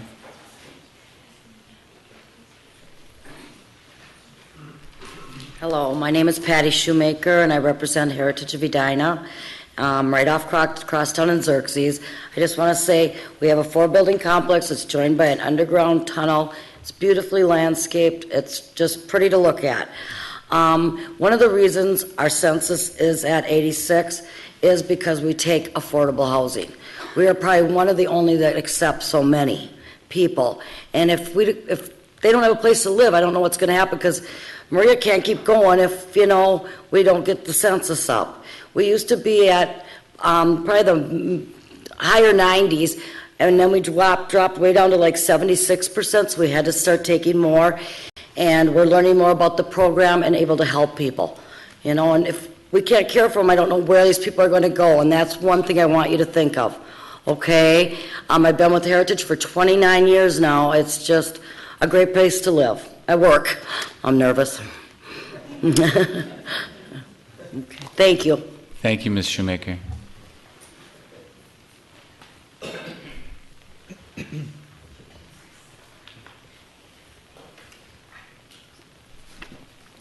Good evening. My name is Ralph Laderman, and I live in Unit 402 at Point of France.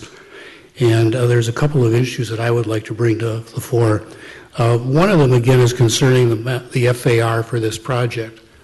I believe that most of the developments in the city of Edina adhere to pretty close to the 1.0.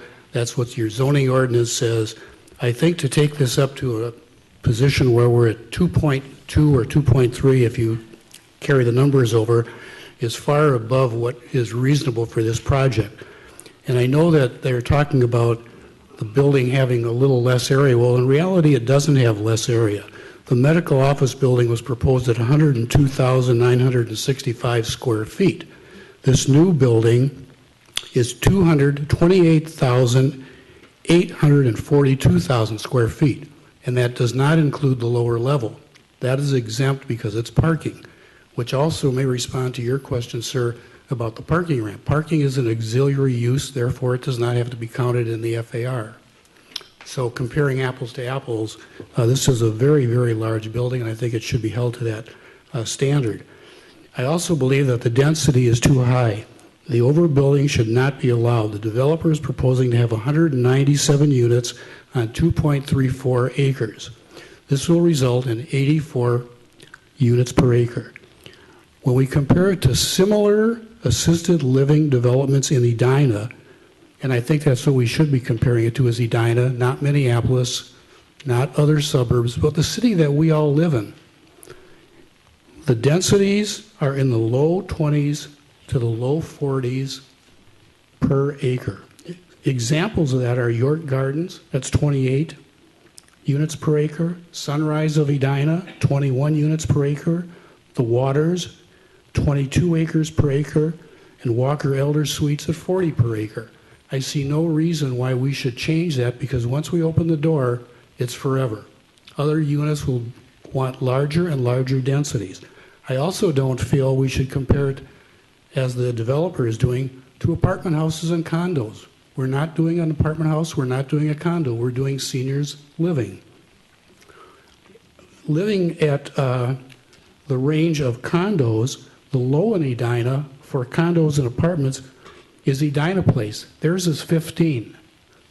Durham is 46 per unit. If you look at where we live at Edina, or at Point of France, we are 17. Our adjacent neighbor is at 31. 84 is totally unacceptable. It's way too much building for such a small lot. I think we also want to talk about consideration of adjacent properties. We're 140 homes. 50 of those homes will lose their view to the north if this building is allowed to be built at the height it's proposed to be. There are items in your ordinances that say denial of light and air to properties has to be considered in a PUD. I think you should carefully read your own ordinances and see that that's not being adhered to, if that's allowed to be done. If I could ask you to wrap up, Mr. Lederman? Certainly. Could I ask you to wrap up? Oh, yes. One last item, if I might just... And I know we also got your your written submission. If I could just making ask its one points to- question, and then I just have Sure. I'll get it go.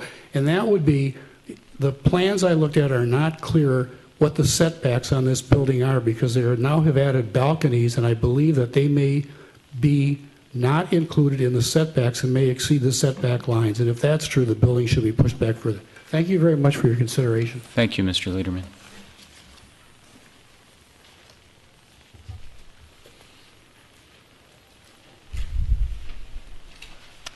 Other people wishing to comment? Come on up.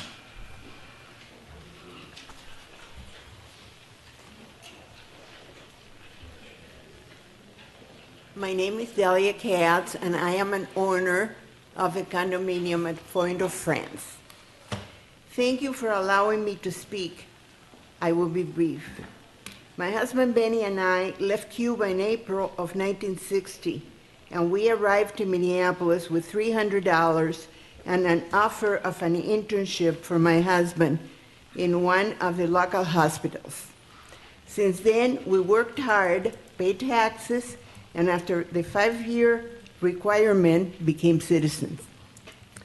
When my husband retired, we sold our house in Golden Valley, and for some time we had looked into Port-au-France as a place we would like to live. In 2005, we purchased our condominium unit number 503, which faces France and the building that is being proposed. It is extremely important for me, as well as for most of my neighbors at Port-au-France, that the value of our property should not suffer on account of this building we're discussing tonight, which the majority of us don't consider will enhance the value of our investment. We need to preserve the said value for when and if the time will come when we need to move to a nursing home and the property will have to be sold to cover our expenses. I am sure you are aware that we are a group of middle-class citizens who are trying to live our last years in a nice building, pay taxes, and protect our investment. This building under construction is too massive, too close to our property, too close to France Avenue, where the speed limit is almost freeway speed.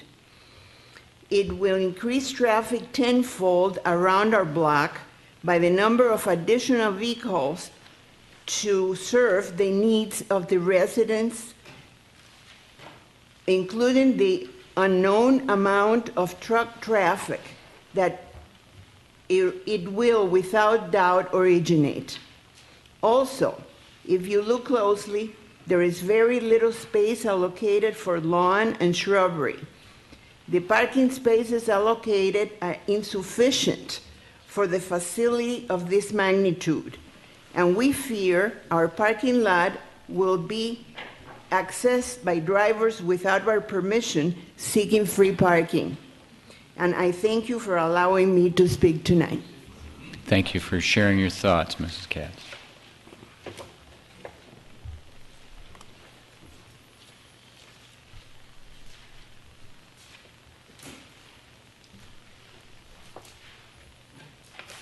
Now, this is a person determined to come and speak to us. I would crawl on my hands and knees.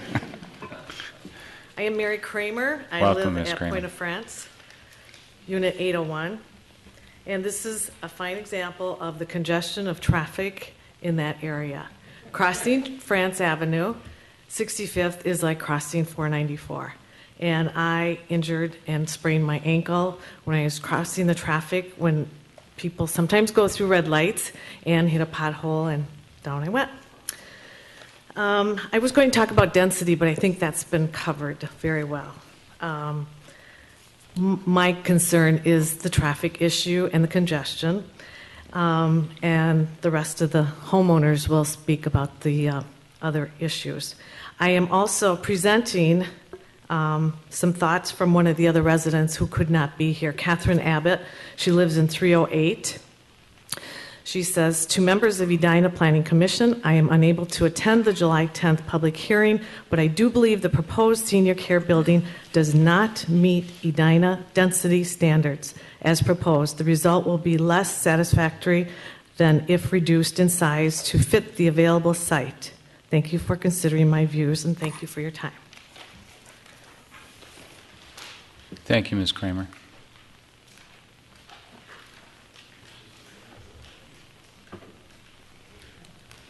Not quite the dramatic entrance as the last speaker. You got a tough act to follow. I'm Craig Allshouse. I live at 1300 Willowbrook Drive, Wayzata. I'm part of the ownership group and the asset manager for Cornelia Place.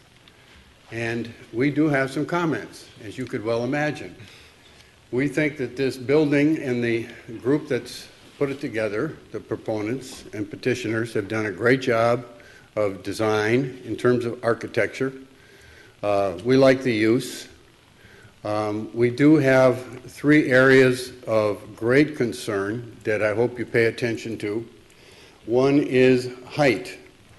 Now, we did not, on the previous proposal, object to the height of the medical plaza because our residents on the 4th floor were roughly equal to the same height as the parking ramp. It was a 46-foot parking ramp that they were proposing to build. They had the right to go up higher if they ever needed it, but it was 46 feet. And that's just about where we are on our 4th floor.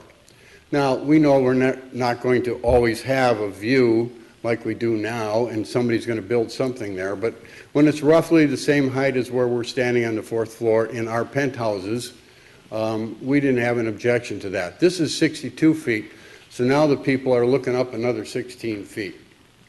Secondly is density. I built 100 units there on 3.3 acres. I have 144,000 square feet on 3.3 acres. They have 228,000 square feet on 2.2 acres. They're more than 2.2 times our total square footage ratio. So they're an FAR 2.2, I'm just under 1. And we met those requirements because you, as the city of Edina, asked us to meet that 1.1 density. We met our green space requirements because you asked us to. We changed apartments on the west end so that we did not have to get a variance for a setback. And in the last thing I'd like to bring up is the previous building that you approved had a truck entrance on the north, a truck exit on the south, where they would then turn left, go out to France Avenue, and do a right only. They had their chillers on the south and their truck docks inside with a truck entrance and a truck exit.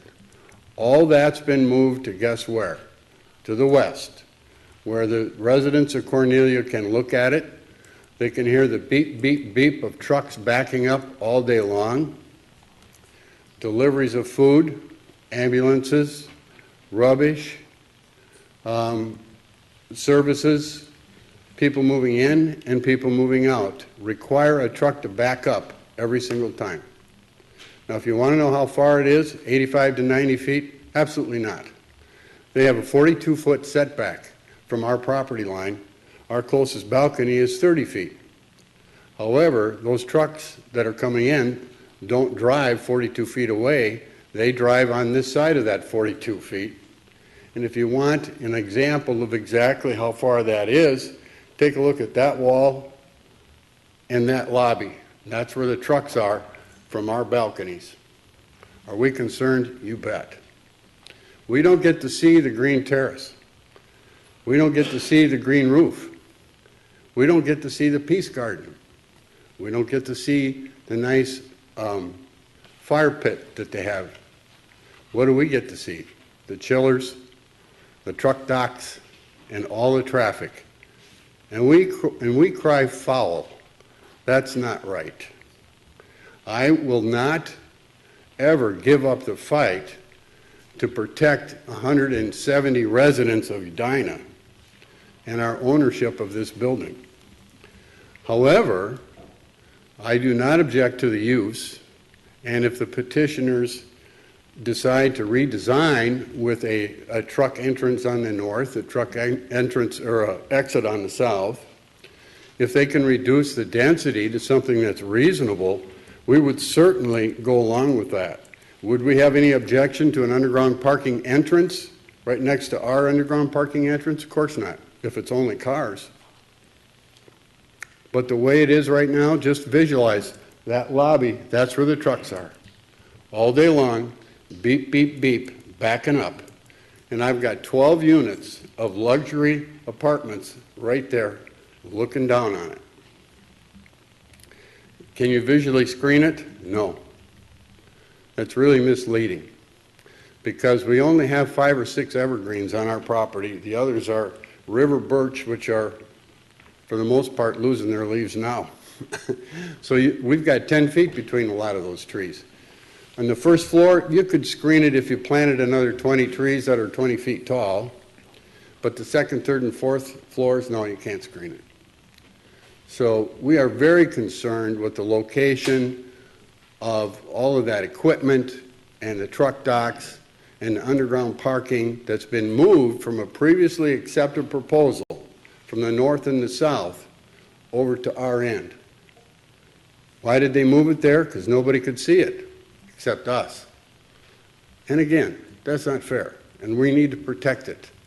So I think we would gladly accept this proposal if it was redesigned, if it was less dense, and if we can come to some conclusion on height. Thank you. Thank you, Mr. Alsos.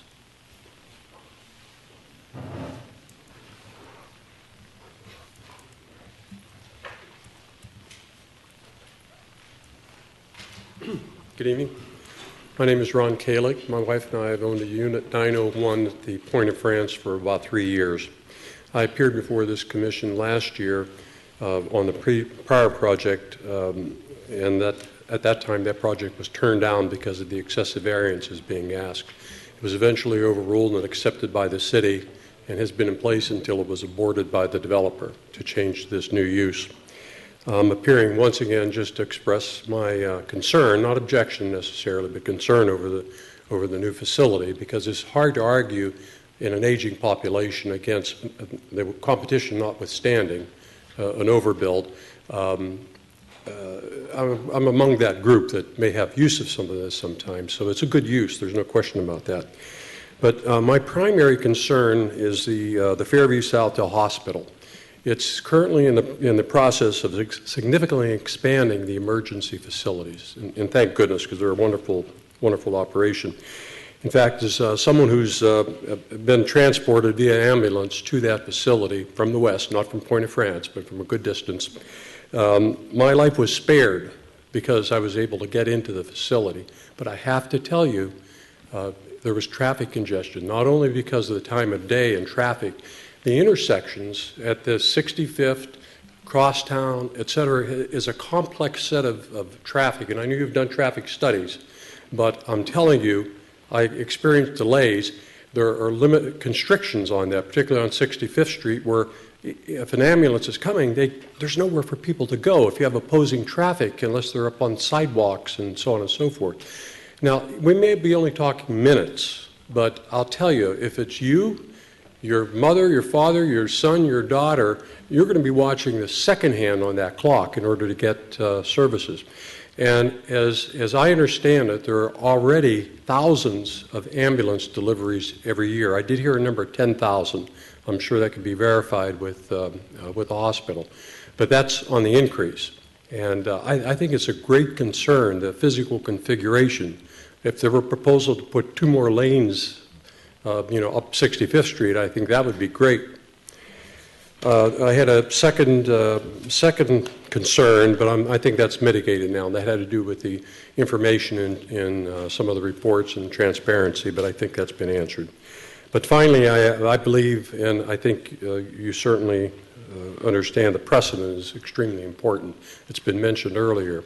But what happens when a developer comes along and wants to build a high-density building on the north end of the Southdale Shopping Center, or tear down the physician's building and build another high-density unit to the extent of this, how can the planning commission or the city be in any position to deny it? And I think that's the important of the precedent. That was addressed last year, actually, in the other project. And in fact, the chairman at the time was the only dissenting vote, and he cited precedent or the existence of the higher buildings in the area when the height of the building, which was opposed originally but eventually accepted by the city, the precedent was the presence of the other high buildings. And I think that's, someone mentioned the slippery slope. Oh, there, okay, done. Well, just finish your thought. Okay. No, someone had mentioned the slippery slope that you put everyone in when you have that precedent. It's very, very difficult. I'm sure the attorneys here might even say legally to argue against precedent, even if there are good reasons at that point. So that's my say. Thank you. Thank you, Mr. Kalick.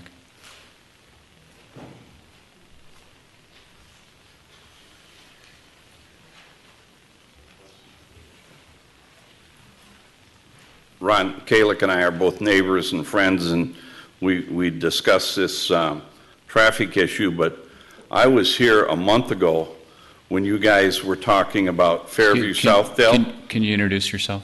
What? I remember you were in front of us before, Okay, but can you remind us your name? and address? Mark Waterston, and I live at the Point of France in 1203.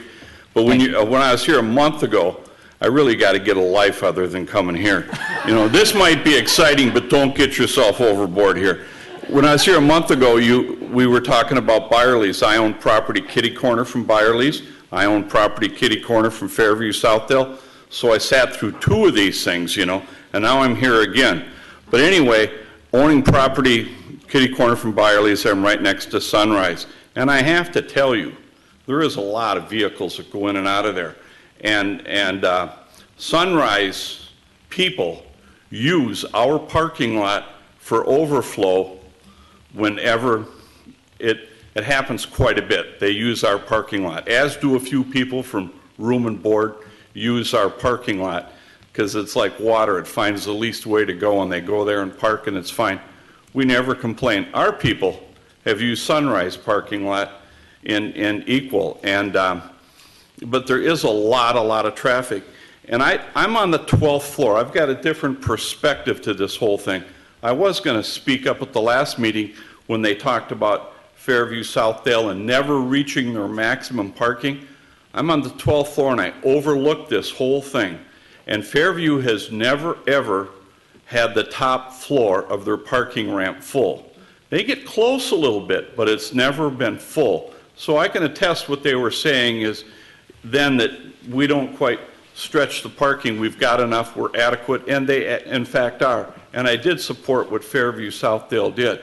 But what happens is, I've seen this on Hazelton Avenue where there's no emergency vehicles, everybody can get by, there's trucks waiting to get into the lot. You know, 3 of these trucks show up at the same time. They won't accommodate them, so where do they park? In the middle of the street. When they park in the middle of the street, they wait for their turn, they go in, they do their deal, and they leave. I just think that the Planning Commission should look at taking, and the last half of that block, this whole distance they have, take a little land by eminent domain and make a better turning lane for the hospital. Again, I'm sitting up there getting a bird's eye view. I've never seen this in my life. An ambulance left the hospital going south on France Avenue. He's sitting there with his lights on, and he's trying to move. He can't go anywhere because of the traffic. So an ambulance was called away from the hospital trying to get away, and they can't get through. I think if we look at the city of Edina and we say, where is the most congested area in Edina? You come here during the Christmas month and you see how long it takes you to get around and the turns on France Avenue. It's ridiculous. I mean, it's extremely hard to move there, and I think for the hospital's sake, we just don't need this here because of the timing of it. if it were me or one of your loved ones or something, we'd all say, hey, we want the quickest route in there we can get. And it's not happening. And I think that the hospital was here first. They've got to be considered. And the traffic doesn't flow. Everybody in this room, all of you, have been stuck in traffic there for more than one light. And I think we've got to consider that. The Bernardi family that wants to do this, Tony Bernardi used to live in our building. Tremendously generous person. If he still lived there, we wouldn't be having this discussion because we could all go talk to Tony. He'd take care of it for us. But a very nice, very, very wonderful, generous person. And I think that in one of the wealthier families in the state of Minnesota, I don't think the Planning Commission needs to roll over and say, oh, you've bought this lot and here's what it was zoned as, and because you bought it, we'll upgrade it and we'll give you twice the density anybody has to. I don't think the city council has to. I don't think Cornelia Place has to. And I don't think the residents of the Point of France have to. There's a lot of people that have significant value in their home, their nest egg is there, and that's going to depreciate tremendously because of this building being put up there. Now, if Mr. Bernardi wanted to sell that property, I'd go try to get a Walgreens in there in a minute, and I think that we certainly could do that. The people of the Point of France would support that. Nice one-level building, downlighting it would be wonderful. All right, thank you, Mr. Washington. Okay.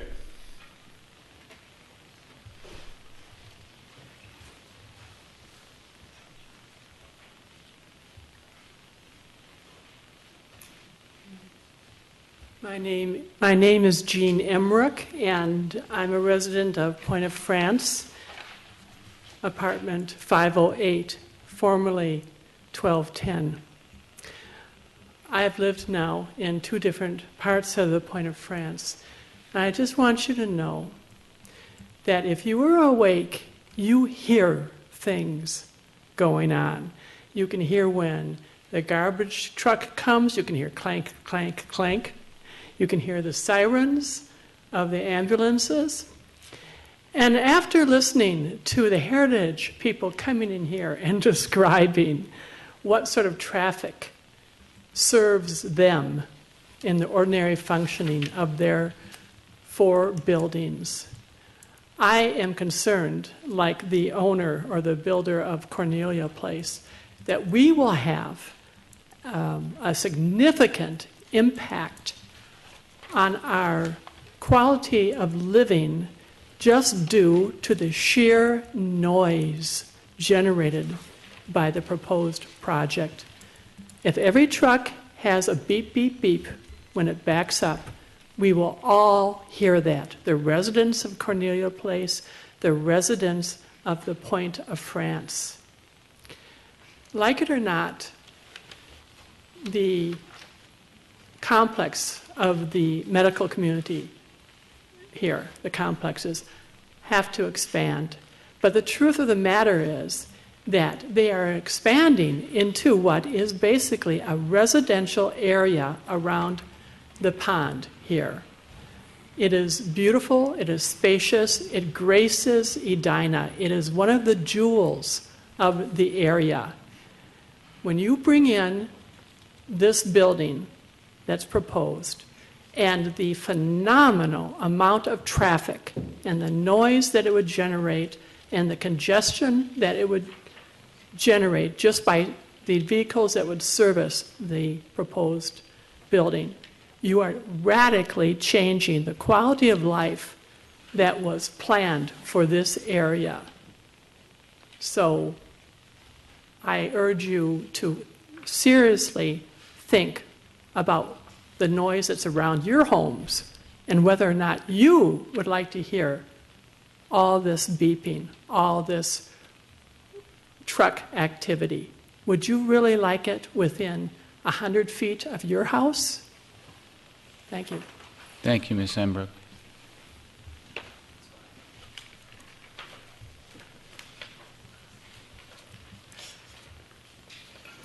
Good evening. I'm Nancy Otis, 404, Unit 404, Point of France. I'm going to read a letter from another resident, and then I'll give you my own opinions, which are just sort of referring to everything else everybody else has said, basically.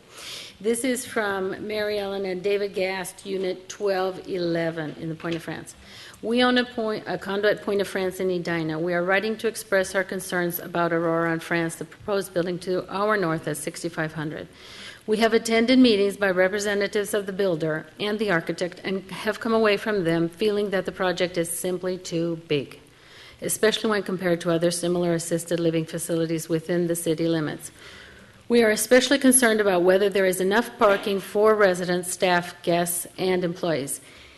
As we are sure you're aware, we are of an over 55 building. We would welcome having the sidewalk extended around our block, but we cannot see how a bike trail would be beneficial.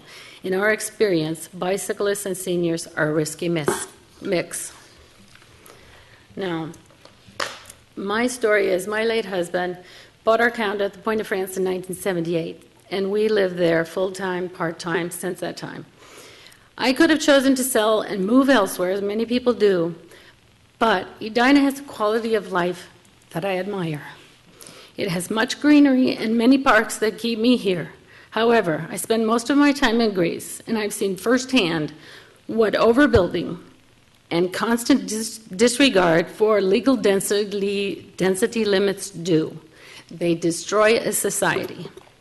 Every builder fights for his inch of more land coverage. Officials look the other way, and the result is ugly. One cement building on top of the other, no space, no view, poor air quality, and no privacy. A beautiful country destroyed by greed. Do not let that happen to Edina.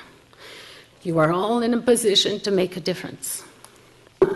Everybody else has talked about the density as well, so I won't bore you with any more of my opinions on that. As I said, I could have lived in New York City if I wanted to live in a cement jungle. That's not what I prefer to do. Minnesota was built on a sense of community, space for everyone, and a commitment to our environment. So I would say a smaller project, as many of the people have reiterated, would be very acceptable. For the benefit of all, I recommend you halt this project, force it to stay within the existing legal density limits, and also demand that twice the greenery that is currently proposed be provided. Then you will have my support. Thank you. Thank you, Ms. Otis.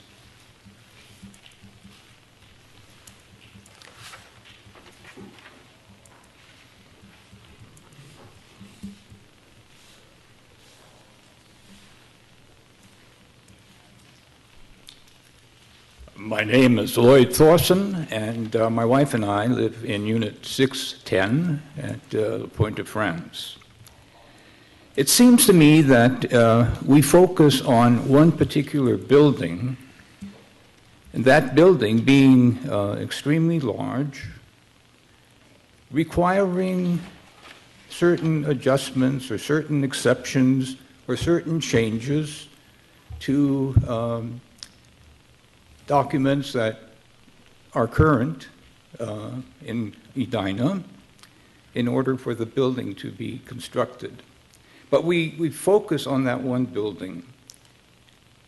I've had many years in previous corporate world where I was responsible for long-range planning in the San Francisco Bay Area.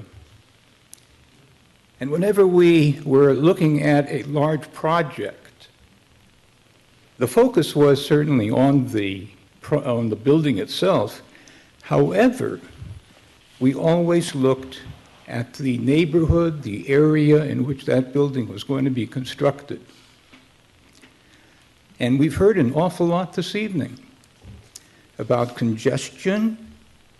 We've heard a lot about the density.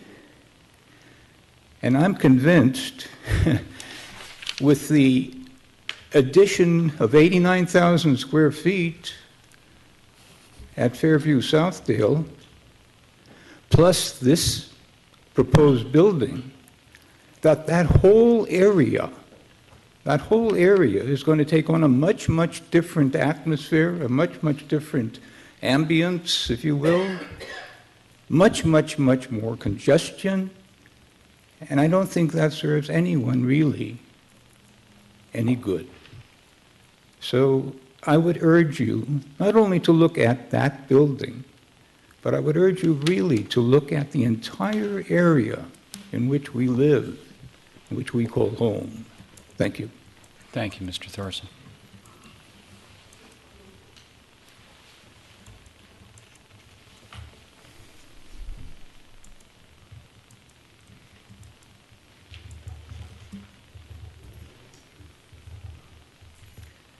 Hello, my name's Alan Rickey. I'm nervous. I flunked high school Welcome, speech. Mr. Rickey. I live at Point of France, Unit 602, and I face north. I've lived there for 22 years, and I'm going to lose my view, even though I'm on the 6th floor. I understand, even though the new building is 5 stories, I'm going to still lose my view. And my new view will be into the side of this huge building, which I do think is too big for the space. And I'm also concerned about the devaluing of my property. And I agree with all the comments the former people have made. Anyway, thanks. Thank you, Mr. Rickey.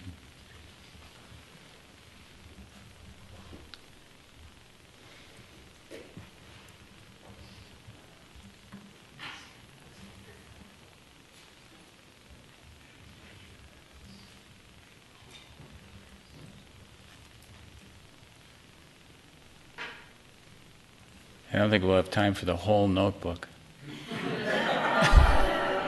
Mr. Staunton, how about a third of the notebook? Yeah. I'll compromise. I will compromise and negotiate, just like I expect developers to All right, do, all right? right. Yeah. Okay. I think we'll put a cane right there. Okay. All right, so my name is Susan Lederman, a absolutely condominium home 402 at Point of France. Now, got all kinds of things to say here. First of all, something I did recently, I called the city of Edina. I just love all the employees at the city of Edina. I like the volunteer people on the planning commission. I've been a homeowner, a taxpayer, and a voter in Edina for 28 years. I think I get some sort of respect out of that. I don't know. I don't know how long you've all been taxpayers, voters, homeowners, whatever. So I called the city and I said, I need to talk to the ombudsman or the ombudswoman because we need some help over here. Okay? There is no ombudsperson in the city of Edina. Now, recently, there has been a special person hired, as you all know, from the planning department, and she deals only with the single-family homes who have problems with developers. I think everyone knows about that. I think people have read it in the paper. It's been on the news. My concern is, Mr. Teague, about how many condos are there in the city of Edina, because condos are homes. So why doesn't the department have that person work with the condo homeowners, not just the single-family homes? I don't know. So at Point of France, there are 140 condo homes. We're just all stacked up inside of each other. 5 of us homeowners met with Mr. Teague last Thursday, and I will admit it's a bit disappointing that we're the 140 homeowners, and there's more than 140 homeowners. Some are 2 people in a unit. There's a unit that has 3 people. The people who rent at Cornelia Place, of course, are residents of Edina too, and they're paying also for Edina employees. And so I admit, and I really am very disappointed, and I do think it's an ethics and a morality situation also. I'll define it as ethics, morality, that it appears that we are paying a lot of our hard-earned money for a department, the community development, the planning department. Ms. Lederman, they spend... You're almost out of time. Oh, well, so okay. I don't know if you had a comment on this particular project. I do. Or, okay. This is about the project. There wasn't anyone at the city to advocate for us. Well, the developers get hours and hours and hours of city time. We're paying for it. No one advocates for us. Okay. Okay? Thank you very much. Now, I have to read Ms. a few Lederman, letters from you're- some other homeowners. You're out of time. If there are letters from other homeowners, Yes. we'd be happy to accept them in I writing, and people have sent a lot of letters in. Yes. These people but- stuck them at our door, so let me Well, just that's quickly. fine. No, let me I'm quickly- not gonna let you use more than your time. Everyone's had 3 minutes. Okay. And if there are other written materials, we are happy to accept those. So if you just drop them with Mr. Teague, those will get into the record. Well, I think I should say again, I do object to the density. I think the development should be in line with other And that, assisted and senior living in Edina. and Okay. I don't think that point is Okay. lost on us. Many Oh, of your good. neighbors have made that same point. Well, So that's good. But I mean, it is an ethics and a morality situation. It really is. You need to think of the big picture, Thank you very right? much. Okay. So would some of the other people here volunteer to read the letters so that the other homeowners are represented? If there are people who wrote, we received a lot of written materials. We're happy to accept written materials. It doesn't count any less being in writing than someone coming and reading them. So I really don't, no, I really don't think it's helpful to read more letters. If there are some letters, we can, well, please leave them with Mr. Teague. We want to see the letters, but we don't have to have them read by anyone. We can read them. I'll make copies and I'll bring them in. Perfect. All right, thank you. But I just am saying that to me, it is not ethically I proper un- to only give us 3 minutes and developers have hours and hours and hours and homeowners can't refute. I understand your concern. Okay. Thank you. Thank you. Other comments? All right, seeing none, I would take a motion to close the public hearing. And a second. Is there further discussion? Hearing none, all in favor say aye. Aye. Opposed, same sign. All right, the public hearing is closed. Mr. Michaels. Actually, before that, Mr. Rickert, it's just so good to have you here, and I hate to have you not have a chance to speak. There's been a number of comments in the public hearing about traffic, and so I'm wondering if you can kind of give us a sense. You know, I have to say, for those folks who are here and may not regularly be at these meetings, one of my personal kind of observations as a planning commissioner is that we often get traffic reports that say that everything's fine, and then we have neighbors who come in and say that everything won't be fine, and that's a difficult spot for us to be in. And Mr. Rickert, I'm wondering if you can shed some light on what we can expect in terms of traffic in both 65th and France, and I think somebody also made a very valid point about emergency vehicles that have to use that intersection and the challenges we have at Crosstown and France as well. Mr. Chair, members of the Planning Commission, we did do a traffic study for this site. We did one for the previous sites too, for the medical office building, which actually generated significantly more traffic than this site will generate, you know, especially on a peak hour basis. And that's what we look at, is those morning peaks and evening peaks, is when the congestion is the worst on France Avenue. So those are the times we concentrate on, although we do look at a daily, you know, trip generation. And from this, if, you know, looking at our traffic generation that we developed for this site, we looked at about 500 trips in a day that would come in and out of this site. So that was incorporated into our analysis. So we did look at a significant amount of traffic on a daily basis. And Now, how does that compare to what we see there now? Today? Yeah. If those two sites were, you know, operating. Yeah, assuming what it was before they were, Yeah, those sites were that's- demolished. It's probably about, you know, half of what those sites would generate if they were left as what they are today, as office, you know, office type use. So the kind of low-rise office uses that were there before would generate twice the traffic that this proposed development would generate? Yes. For a day? On a daily basis. Now, in those peak hours, again, it would be significantly more. A lot of this traffic. Because those were office use, and so Exactly. they'd be AM, PM. Yep. Okay. Yep. Now, a lot of this traffic coming in and all these sites, this generation that we look at is based on studies around the country, that, the Institute of Transportation Engineers has done. And so they look at different types of uses and different types of sites. And we did assume, 4 different types of facilities. We assumed, partially assisted living. I believe we assumed 59 units for that. And again, this is all laid out on page 4 of my study. We looked at independent living, 50 units of independent living were included. And then the skilled nursing care, memory care, there was 80 units of those, and then another 20 units of the observation, care. So we had split it up based on what they had and what the traffic would generate based on those uses. A lot of those uses, are non-peak, when people are coming and going for those types of uses. They don't come and go during those peak hours like an office use would have. So in some of the testimony we heard, excuse me, gentlemen, if you have to have a sidebar, if you could take it outside, I'd appreciate it.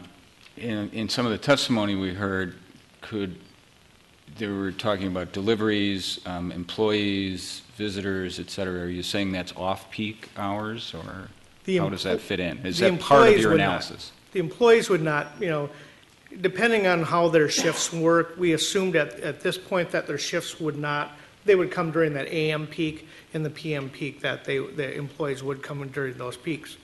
I guess I'm not 100% sure how their shifts would work on something like this. If it's like a normal hospital or those types, they don't always coincide exactly with those AM and PM peak shifts. Okay.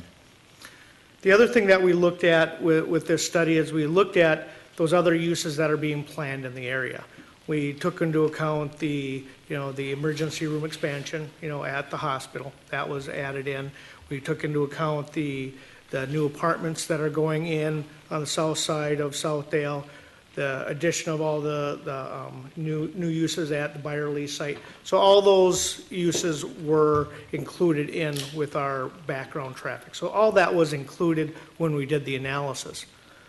With all that, in the future, or today there's some peak hour congestion. Obviously, everybody knows that at those intersections. In the future, it could get worse based on some of these uses and some background growth in traffic. And actually the traffic in this area has gone down slightly based on traffic counts that have been taken, over the past several years. With the economy and so forth, the actual traffic counts have actually gone down. So, as the economy is coming back now, those traffic counts are going to continue to grow. We have provisions in this that, any improvements that are necessary at the intersection of France and 65th will be shared with those local, uses.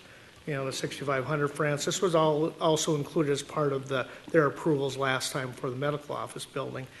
The hospital would be responsible for some improvements if there would be anything be needed there. The intersection, or the France Avenue and Crosstown, intersections, that's a pretty big, that's more regional type uses. The city has put in some proposals to do some improvements at that intersection, short of reconstructing those bridges completely, but doing some signal modifications, some striping modifications, and some modifications to those 2 intersections. We didn't get funded in this last, go around of some funding, but we're working with the county and working with some people to try to get some of those improvements, which will help that traffic flow, on that end. Going further to the south, those signals are all timed. The bottleneck is on that north end right there. So getting the ambulances and things like that in, there's going to be issues at certain times if they come during those peak congestion times. There are going to be issues, as it would be with this or without this site. That's not going to change. So that is, as far as the we looked at the 3 conditions. We looked at the existing, the 2014, build condition, and the 2030 conditions. And that 2030 condition is where we appear to need some, additional lanes 65th and so forth, potentially, and some improvements on France Avenue. In 15, 16, 17 years? Yeah. So when this came through the first time, you did a traffic analysis as well, and the conclusion was that the traffic could handle it? Yes. Even with the office use? Yes. And so this is a less intense use, which is going to generate fewer trips, in your opinion? Yes. Okay. And so you're comfortable that that it can be handled in this circumstance as well? Yes. All right. Questions for Mr. Rickard? Commissioner Scheer. All of the discussion we've been having so far, Mr. Rickard, has been about car traffic. Tell me what you factor in, or how you look at all of the things that we've heard discussed, everything from deliveries to additional pickups, people that have to be taken by assisted vehicle someplace, all the food deliveries, all the medical equipment deliveries, et cetera, et cetera. How do you factor that in?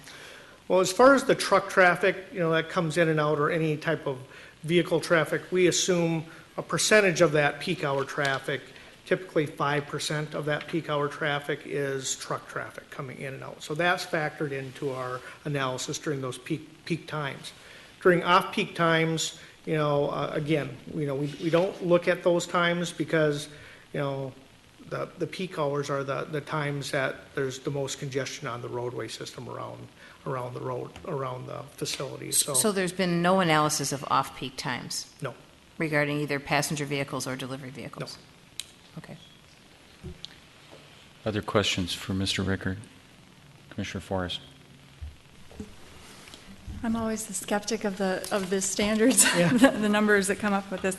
But I actually like your independent living estimate here of 1 space per unit versus the city's 0.75 per unit. My concern is that we've got, say, 50 units. Each of them has a car. Maybe 1 or 2 of them have more than 1 car. Some may not have one, but of independent living. And these are senior drivers. And all of us, as we age, our driving skills change, and we become more comfortable and less comfortable in different situations. I'm kind of concerned here with, I look at this driveway that's shared by the delivery trucks and the loading dock area, and the in and out driveway of the underground parking, and it's not a controlled intersection. And I know that I'm increasingly hesitant to jump into moving traffic, and 65th Street is a busy commuter street. So I'm wondering about the efficiency of that arrangement when you have residents and trucks sharing that same area using one uncontrolled intersection, and people with different priorities and patience and discomforts as they try and negotiate all of that. Can you speak to, what's your opinion of how this might work out? Yeah, I didn't specifically look at how the vehicles turn into the parking ramp. I didn't look at the site in that way, so I can't specifically talk about how the vehicles turn and those types of specifics. Mixing those types of traffic, again, depending on when the deliveries and the senior community, they typically, and I'm sure that people aren't going to agree 100% with this, they typically don't go out during those peak times, those AM and PM peak times. They don't, come and go through those, through the entrances. Some of the independent living may, if they're, but the rest of them, obviously, they're not going to. So the interaction, during those peak times is probably not going to be, in my opinion, too much of an issue.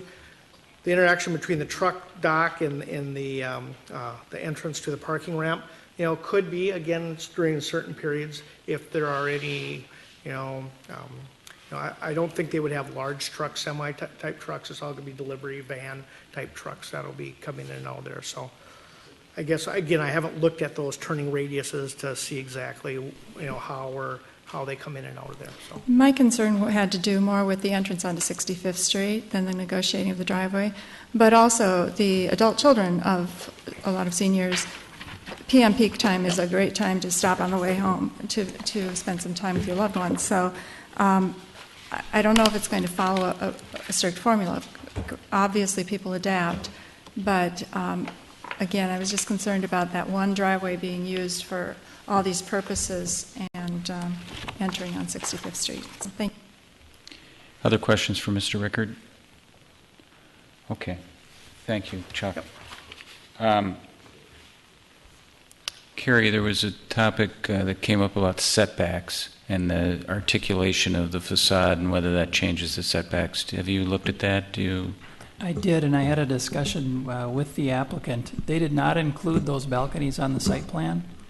So the on the France Avenue side, the balconies don't stick out closer than 25 feet. Which means they're not encroaching?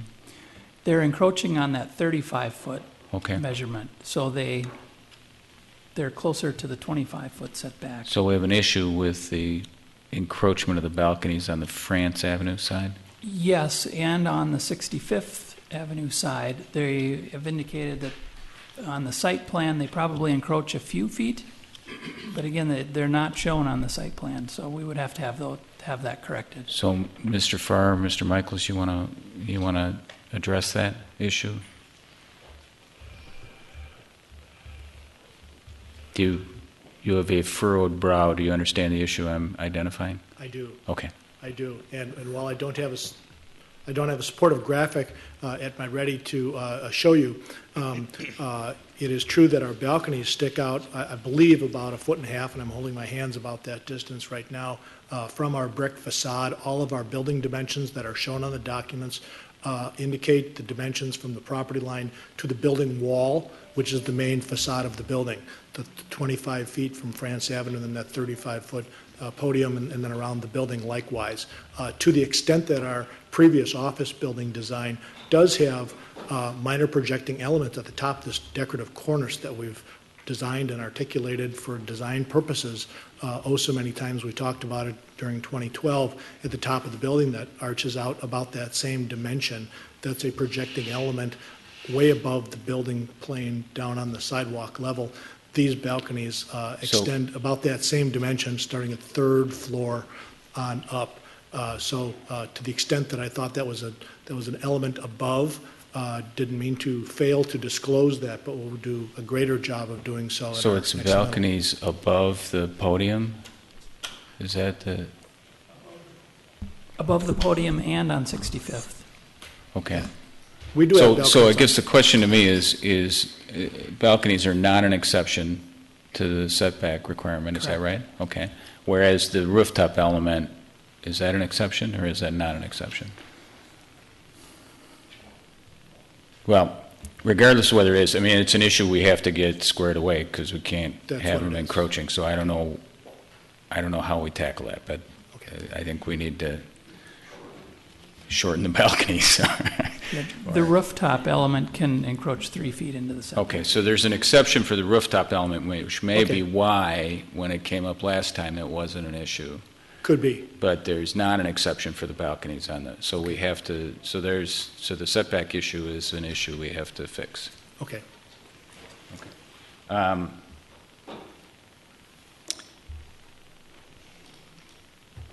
Traffic, the third issue that came up really was the Cornelia Place, and I think Mr. Farr, Mr. Michaels, Ms. Farr, we need you to kind of address the circulation. It may be worthwhile to get a site plan on the screen here to look at, because I thought Mr. Alshaus made some pretty impassioned points about the impact on the Cornelia Place and the traffic. So I think it's a combination of some discussion about what are the plans for the delivery vehicles, what's the deals, what's the operational plans on the chillers, what's the proximity of the truck deliveries, the backing up, the going forward, the beeping sound, all the things we heard about. I'd like you to try and address some of those issues.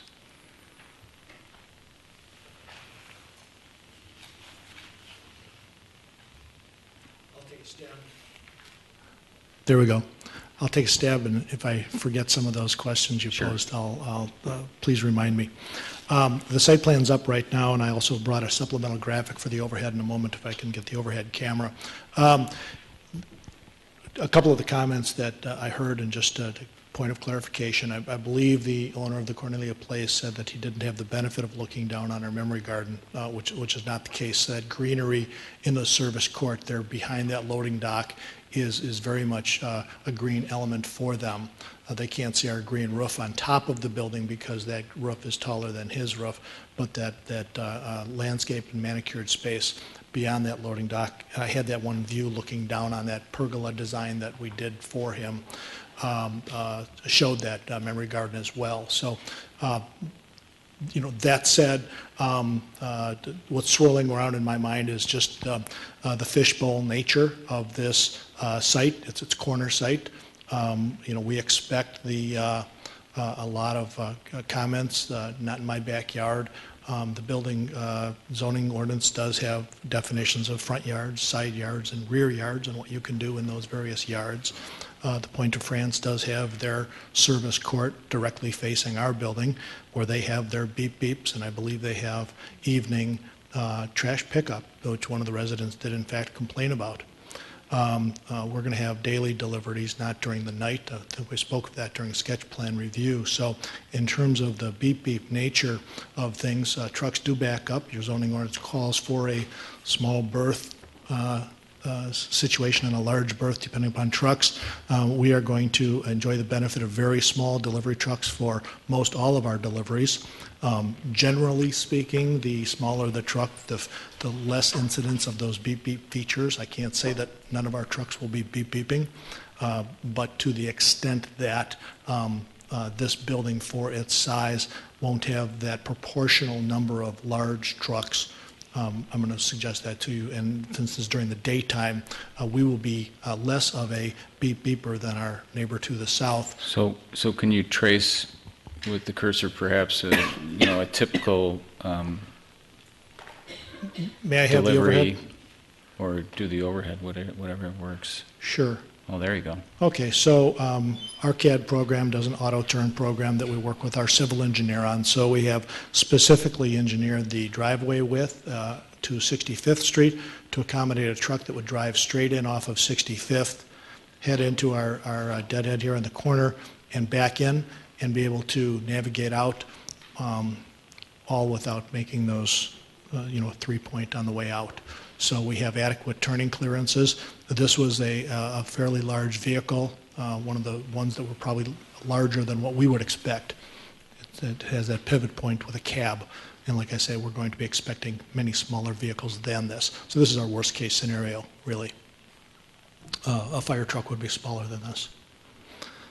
So we feel very positive about circulation with the number of cars that our residents will be coming in and out versus the amount of delivery traffic here. We don't see, and I think that's supported by Chuck's findings as well, we don't see any potential for any enhanced safety concerns or being jeopardized with the driveway at all. And again, we're off-peak here. So people entering 65th Street off-peak is a strong benefit. Okay, let me invite a couple questions here. Commissioner Carr. Did you consider moving the entrance so it would face 65th Street? The entrance to? To the service court, where people go underground to the parking lot. Did you consider ever putting it so that you'd enter it coming directly into it from 65th Street, so that the entrance would actually face 56th Street rather than facing west? Yes, thank you for asking. The grades are not conducive to that. We have to navigate down a bit to get to that level.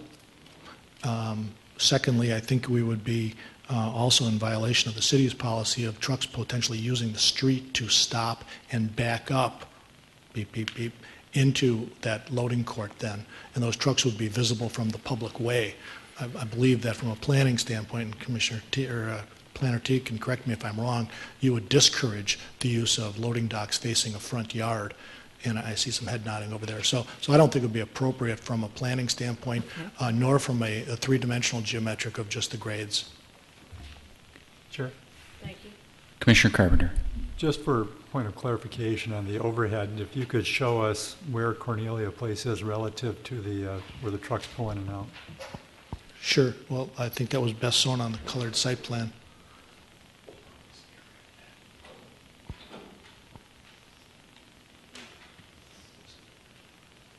Sure.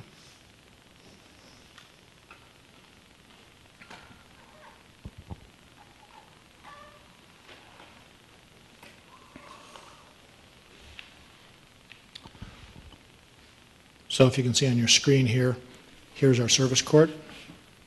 There's Cornelia Place that angles away. And again, if we would have had evening deliveries, and the Ebenezer folks have told us that there won't be, headlight concerns are mitigated by screening anyway, but that's the orientation. That's screening with what then? We're offering some coniferous screening along our property line. What's the approximate distance between the new building and Cornelia Place? I believe I had guessed on that before, but approximately 80 feet. Yeah, and I think believe that- Mr. Allhouse was here saying I that think it he was thought it was 75 maybe. Yeah, so It was we're 42 within, and 35. within 5 feet of each other. Yeah. Okay. Commissioner Plattery. Just a couple questions on that truck. So how many a day will be coming in there roughly? Based on the data we received from the Ebenezer Group in our narrative, on maybe the 5th page or so, I have identified 5 bullet points where we have garbage and recycling pickup 3 times a week maximum, short trucks only, food service deliveries by U.S. Foods 2 times a week, Bix 2 times a week, medical linen supply trucks up to 3 times a week, typically step vans.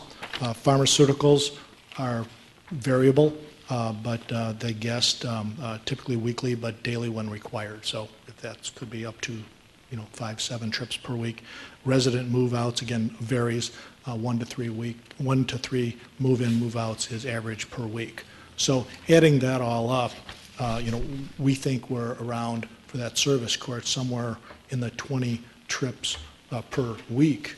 I think I heard Chuck say that in his analysis he had asked for or put in there 500 total trips per day for everything all mixed in, residents, employees. So no matter how wrong he may be, we're nowhere near the impact of the traffic for an office building or anywhere else. So 3 to 5 trucks per day maximum. Is that kind of what you said there? If you add that all up. I said about 20. Correct. So are there hours on those vehicles then, or can there be? So it's, I don't know what, so it's not sleep hours, if you will, or residential hours, daytime hours. Is there restrictions put on when they can come there then? I'll let Susan Farr speak to any specific restrictions like that, but we were told that they would be daytime. Yeah, it's daytime. I mean, most of them don't want to come during rush hour or leave during rush hour, so most of it is during the day. So what are those hours though? What? Usually the deliveries are usually like from 9 to 4, 9 to 3. They want to get in and get out and not be stuck in traffic because they have to bring the rig back to their... No, Carrie, the City of Edina doesn't have any restrictions on truck hours, does it? Is that something we could impose here as far as PUD? You could put a condition like that on this, yes. Okay. I mean, something so there wouldn't be any, I guess, early morning or early evening hours for that 3 to 5, so hopefully people are either awake or at work when these may come in. Ms. Farr, could you, on this point, there were some of your colleagues in the industry were here sharing their experience. It sounded a lot different than 20 trips a week. Can you shed some light on why would their experience be different than yours, or why the contradiction there? I apologize because this is terrible. I've never been to that campus. I know it's 4 buildings and they have the underground tunnel. I've been to their website, but I have not been there to observe, what level of care they're taking care of, or, So your deliveries would be, give us just a quick overview of what you would Right. be receiving. Okay, so linens, food. 'Cause you got a restaurant, basically. Yep. Yeah. Yep, and with the food is your food and then your food truck. And some, like I said, the linens and, if there's oxygen and such, deliveries like that, postal, Cleaning supplies, cleaning supplies. any kind of administrative support deliveries, office UPS equipment, office supplies, those kinds of things. Okay. So, Sure, Commissioner Forrest. What are your typical your shift hours for your staff? the shift hour, well, there's 3 shifts because, of course, you have, memory care. There's 3 shifts because everyone has to be there 24 hours. So, Is that the typical 7 to 3:30, or I don't know what it currently is? Yep. So like the 7 to 3:30, the 3:30 to 3 to 11:30, and 11:30 to yeah, the AM. and then you have daytime staff that comes probably around 7, 8 o'clock, depending on whether they're food service or whatever. Or? Yeah, 7. And as far as like the care team that are delivering, depending on what their service plan is. They don't want it, a lot of them do not want care at 7 or 8 a.m. It's more 9 or 10 where they want to start the bathing, or they want to come down to the, the breakfast at, it's more customized now. It's not, so what we've noticed is a lot of them don't even like to get up till 9 now. It's usually 8 or 9 are the 2 requests for the start of like the breakfast hour. And then, of course, you have a lot of snowbirds, and they leave their car in the garage when they go to their second home. And a lot of them that are, like you had mentioned, maybe you're not as great at driving anymore, you're a little fearful to merge, so a lot of them do take the van too. To say it works out great, I get help carrying my groceries right in compared to my car. And so a lot of them do sign up for the van to go to Target. But you can't take it to poker night, right? What? Can't take it to poker night. So they do use the van too. Thank you. Mr. Farr, the other issue was the chiller and the noise. Can you just kind of walk us through again the mechanics of the chiller, what it does, I understand the screening. You've both got the landscaping, the trees, but then there's the trellis over the top of each chiller. What are generally the dimensions? How do these work? What kind of noise do they make? I'm sorry I won't be able to be specific on that because, truth be told, we are still working with mechanical engineers. We're looking at a variety of different HVA systems. We wanted to allocate enough space on the site to disclose to you that we do have mechanical systems on this site. We're looking at chillers versus condensers. We're looking at a variety of ways to heat and cool different floors of the building, actually different than other floors based on their use and based on their humidification needs. Our high occupancy needs humidification. Our assisted and independent living units do not. So we are talking to the mechanical engineers about various strategies, and with the understanding that the rooftop units are off the table, and we have various small locations on the site for this, and we're also looking at putting mechanical systems in our basement as well. So at this point in time in preliminary development review, we're telling you that we may have some equipment on site. We don't know the size, and we intend upon satisfying the noise requirements, and we'll be providing noise studies demonstrating compliance in final development review. Commissioner Forrest. I'm concerned about the chillers, condensers, whatever they are, and the sound that's coming from them. As you know, it was an issue at York Gardens when that went forward, and it had to be moved, it had to be muted, whatever. I would like to see, as this goes forward, if it goes forward, whatever, that you look at whatever can be done to mitigate the noise from the chillers whatsoever. I'm really concerned about this layout because effectively you're creating the situation where the sound from those chillers potentially could then bounce off the back of that little tunnel there and bounce right directly at Cornelia Place and augment that sound. I'm also concerned about the noise testing, as we discussed once before, that a lot of the noise testing has been done during peak, noon, 9 a.m., whatever. I'd like to see what you think the effect is going to be on the residential properties around this site at, say, 8:30 a.m. Sunday morning and 9:30 on a Thursday night, when people want to be out on their balconies enjoying a glass of wine, or when they want to be able to have breakfast and it's fairly quiet. So, as we all know, when you take noise measurements, the ambient sound kind of, it affects how much, it's more how much you go over the ambient sound that is the problem. Well, if we're taking the baseline measurements when the ambient sound is at its highest at noon or at 8 a.m. on a weekday, then it isn't addressing the issues of the surrounding residents. So that's my concern regarding the chillers. Thank you. Point well taken. And as you may recall from last year's submittal, we did hire an acoustical consultant who had the acoustical report. We'll be using that same gentleman this time around. And you're right about the distance between the delta between the decibel level, whether it's imperceptible or not, is that 10 dB differential. And as we measured that along France Avenue, we'll be doing the same thing from our property line, this time along 65th Street, as that benchmark of compliance per your zoning ordinance. Thanks. I'll get off my soapbox. No, that's quite all right. We may find ourselves failing in those computations and retooling, and that's kind of what we're doing right now. We're looking at various options, and we want to make sure that we do it right, and of course being compliant at the same time. We've got to come back to you and convince you. Commissioner Scheer?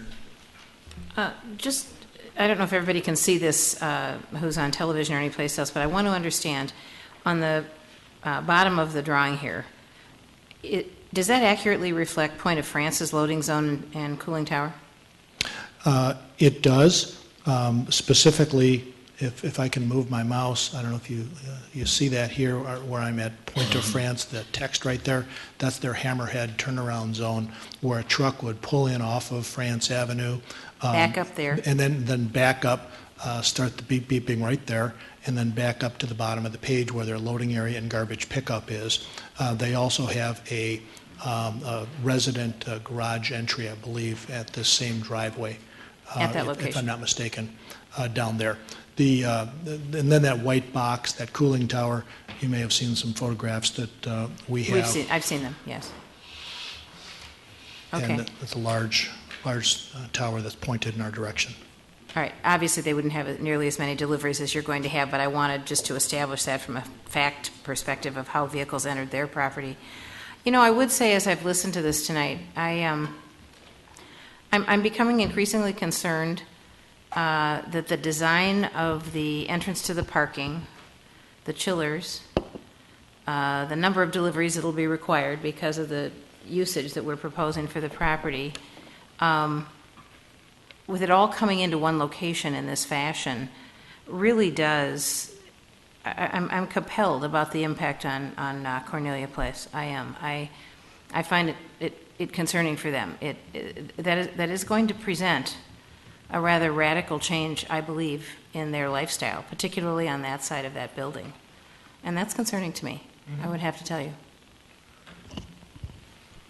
May I respond? And respectfully appreciate your viewpoint on that. We too wanted to, try and understand kind of a before and after impact, and hence this particular document that's in your package right there, showing the roof of that low building, the surface parking area, and the landscaping that's on their property now. And is it true that they can see over the top of that building towards France Avenue? Yes. Would they have looked at a parking deck out their window on our approved project with our tall parking deck? Yes. Is a brick facade residential style building better to look at than a parking deck? I would argue yes, that's for your judgment. We believe that we're good neighbors. We're further from our property line than they are theirs. And it's true that we are on a corner lot, and we do have our service drive on our shared property line where they do not on theirs. That's one unfortunate point about that. I In our agree service with all of those points. Yeah. My concern is just the concentration of a use in that location in the current design and what impact that has. Okay. Thank you. Commissioner Grable. Ask a question about this slide. It appears that Cornelia Place is as high as Aurora. Is that correct? Is that drawing to scale? It is to scale. We received their construction documents, and one of the slides past this was a copy of their construction documents. The top of their roof is at elevation 950, and the top of ours is at elevation 945. So their roof peak exceeds ours by approximately 5 feet. Thank you. Yeah, Commissioner Forrest. But their top floor is looking into your second to the top floor, if you go straight across, right? I mean, so the roof height is one thing, but you've got a flat roof, they've got a peaked roof, so it's, when you're talking about the human experience, there's no point where they can look out over your roof. Absolutely Okay. understood. That's correct. And I'm sorry to make you go back and forth, Jordan, but if you could go back to our the graphic that I was just on. Thank you. I tried to depict as closely as I could off of their drawings. These are the 4 people in those 4 floors, right? 1, 2, 3, 4. And you can see the relative height of their building as it relates to our building. They have 4 floors. We have 5, so we're about a story taller in terms of numbers of floors and looking up from their building. They have a very tall roof, and we have a flat roof. Commissioner Platter. I just have a question on the parking layout, and actually it's page where it says A54. I'm looking at the garage plan, first plan below. Okay. And my question is this, and I'm assuming there's a reason you did this, but as you look at that plan and the garage plan below and how you get down into the parking structure, would that work at the north end of the site? In other words, get down in there so the cars would not have to travel as far on that service road back there. They could get down to the parking. Is that because of stacking on the 65th? Are you following what I'm saying? Yeah, you wouldn't cross the trucks then either. I understand your question to be, could we move the entrance from the southwest corner up to the northwest corner? Correct. And it's true, it's a 3-dimensional issue with the steepness of this driveway to get down to the lower level right here. 65th Street is riding a little bit high. Our land does drop off, and so it would be pushing the grade to a level of steepness that we don't feel would be safe, and especially for sliding vehicles. What percent grade would it have to get underneath there? I do not know the answer to that question. Could you find out? I mean, I think that would alleviate potentially a lot of things and concerns. One is crossing the trucks, the loading trucks with the traffic, and also it would keep a lot of traffic from going way back on the site and past the Cornelia apartments. You know, it'd be much closer. So I guess I would challenge you guys to look at a way to do that, whether it, with sloping, or if you have to cut back the buildings. I don't know what ways you could get it to get parks underneath there, because it looks like when you get down below, it's the same thing. Once you're in the parking structure, it doesn't look like it matters if it comes in at either spot to me. I mean, it looks like a very similar type thing. So internally, it would circulate similar. And circulation would be the same. So I don't know if other commissioners feel that way about it, but to me, that would tend to alleviate some of the concerns that have been shared down in this area. Okay. Yeah, we would look at both the gradient and then the queuing, like you said, because of our access system with the queuing of cars. Yeah, Just make even sure that doesn't cause 8 a or problem. 10%, it's not going to be that long of a ramp anyway. And if you have to heat it, if you're concerned about ice and snow on it, I don't know if the other one even has a ramp to get down there, but it's something definitely to look at. We'll study that. Okay, the last thing that I wanted to give you a chance to address again is the whole density issue. I don't know, Mr. Michaels, maybe you're the right person for that, or Mr. Farrar. Obviously, that's a concern that has been talked about since we saw you at sketch plan and the city council saw you at sketch plan, and obviously a lot of the public hearing commentary focused on density as well. And so I know you have a perspective on that, and I wonder if you could reiterate that for us.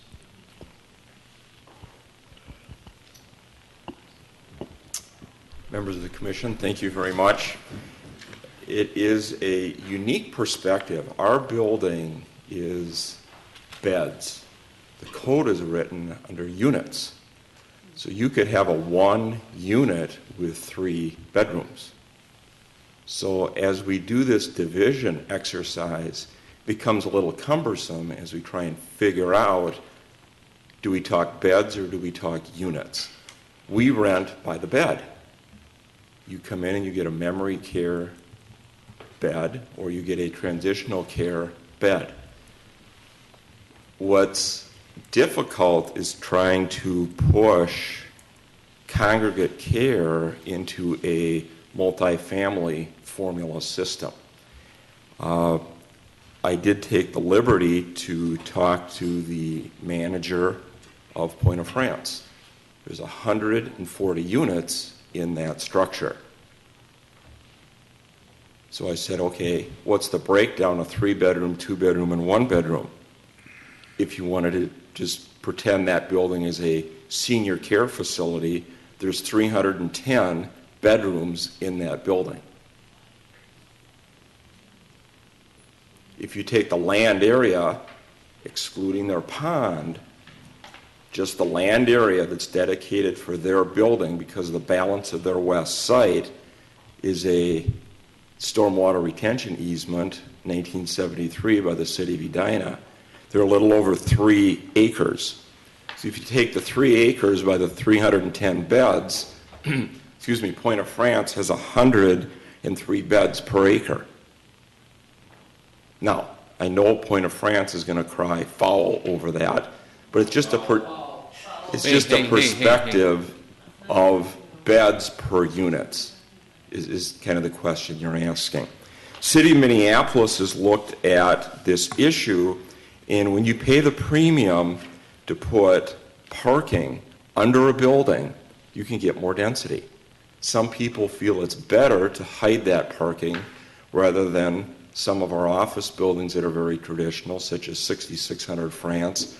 We've got a sea of parking in a building in the middle. We feel that this site is much more handsome. These folks don't drive. They're 82, they're 86 years old. We took a parking study of York Gardens. They're using half the 76 parking stalls that you've allocated. You go down in the basement, there's my sports car and your snowmobile and his boat, all being stored in these big parking garages. So as we look at density in units per acre, it's really hard to apply our traditional numbers to these kind of facilities. I went to your Edina Park Plaza, the big tall building in Edinburgh. That particular property is 1.83 acres. Now granted, there's a park on the north side, but that property stands on its own merits. It's 1.83 acres. There are 195 units. That comes to 106 units per acre in a senior building that's worked very well in Edina. I'm sure people in this room have acquaintances that are in that building. So it's not an exact apples to apples, but in Edina Park Plaza, senior facility is 106 units per acre. So we want the building to be successful. This is going to be a very expensive building. The budget's probably twice the office building. We've done our homework. We've met with the senior people at Ebenezer, all who've been in the business a long time. We're not going to put a building up that we can't park, that we can't rent, that we're not going to be a good neighbor. I mean, these are professional people. They have a reputation. Fairview Hospital, I believe, is your biggest employer in Edina. and this will be a supporting structure to that hospital venture. So we've thought through this very clearly. It's an expensive venture to be able to do the continuum of care. We need to be able to address all 5 levels of senior care services. So we've only got 40 transitional care. We've only got 36 memory. We've only got 18 care suites. I mean, we don't have a lot of each particular space, but we need all of those, and we need the density to make the numbers work. All right. Any questions for Mr. Michaels? Just go ahead. This is either for Mr. Michaels, Mr. Farr, excuse me. I'm a little concerned regarding the adaptability of this building for potential other uses in the future, because it is so specifically designed, whether it's the parking ratio or whether it's the size of the units, things like that, for this type of housing situation. And I hate to see buildings get, tossed once the market changes or the demographics change or whatever too. So I'm wondering if you can address that in any way. Sure. Commissioner, thank you very much. We hired who we feel is the best market study company to give us a quality market study. Star and Tribune had a good article about a week ago about the doubling of senior population in the next 20 years. The governor has actually created a commission where we try and create choices for ourselves as we get older. We feel that the demand for the senior housing will be very strong for many, many years. That's why this structure is a full concrete poured-in-place structure. Almost every other senior facility is wood frame construction. I mean, this is a 60, 80, 100-year-old building, year-life building.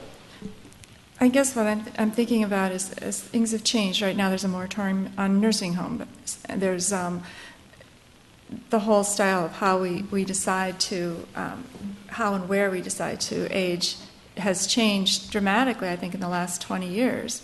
So, or perhaps at some point in the future, 20 years down the road, and it's nice to know that it's a building that has longevity, but I guess when I was looking at the plans originally, my concern was, okay, this is set up as a residential building, it's got whatever, and just the adaptability to, say, for offices or retail in the future. So that was where I was going with that. But thank you.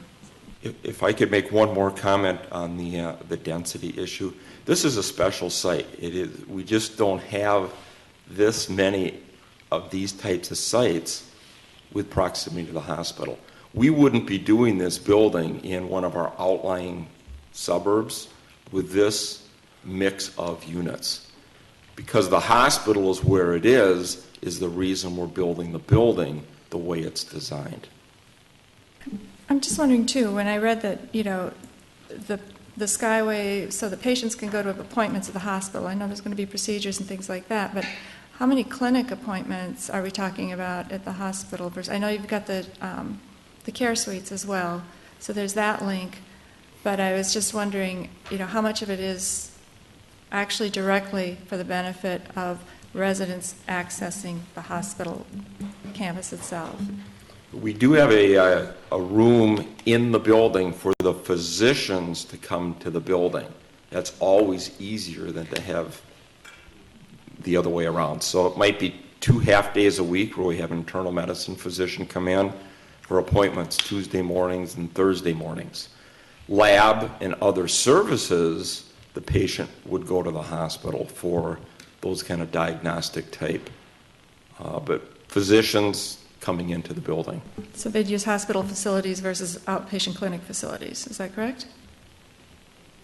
I mean, generally we use outpatient clinic facilities when we go in for labs and procedures versus going to a hospital, primary, a tertiary care place. Like that's why that was just a bit of a disconnect for me in that this emphasis on we need this access to the hospital from a residential building. It was a slight disconnect. So that's where that question came. Commissioner Kilberg?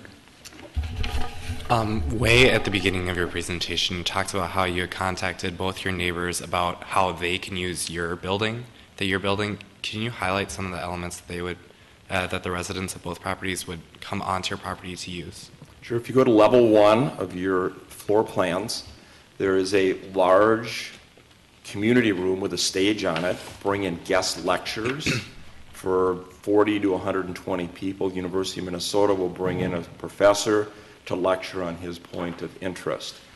Music, those types of events. They're no-charge events. They're 60 to 90 minutes long, and they're usually pretty interesting. So those folks could come in. There's a sit-down dining area where waiters take your order. $12, $13 meal, 3 courses, nice ambiance.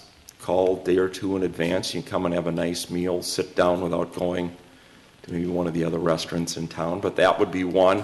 There is a theater, twinkle lights and big theater seats for if you want to watch the Masters Golf Tournament or Downton Abbey or whatever, you can use those kinds of rooms. There is a beauty shop, barber shop, that residents, if they choose, could come over and use that. So those would probably be the 4 or 5 more typical type rooms. And those would be limited to the residents of the 2 neighboring properties and not to the public? Correct. Okay, thank you. And they would be on a reservation basis. All right. All right, thank you, Mr. Michaels. Thank you. Discussion, we've had lots of discussion under the guise of questions, but suggestions on direction.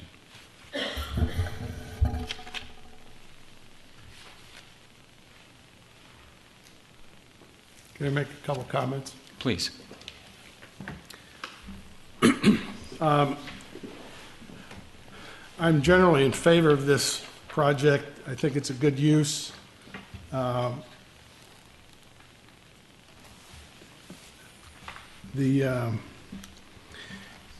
want to address some of the criticisms that have been levied tonight. The building's not bigger. It's smaller than what was originally planned. If you don't want to count you've got to count the parking ramp in terms of its impact, visual impact, everything else. This is a smaller building, a smaller project than what was originally proposed. Frankly, some of the objections to the building, I think, are disingenuous.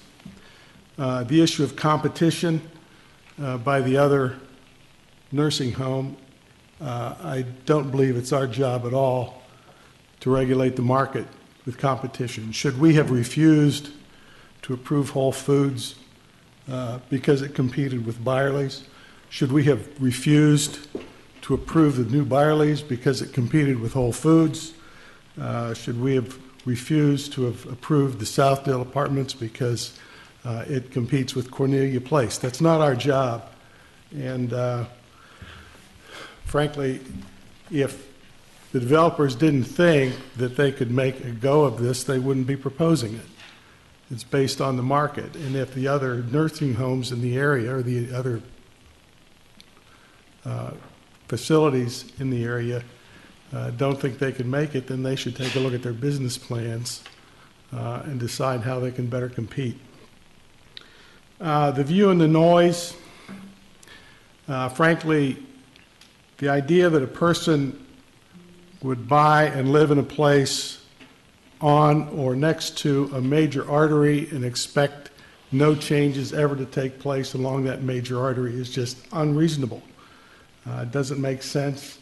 France Avenue is a major artery, and there are going to be changes along France Avenue all the time.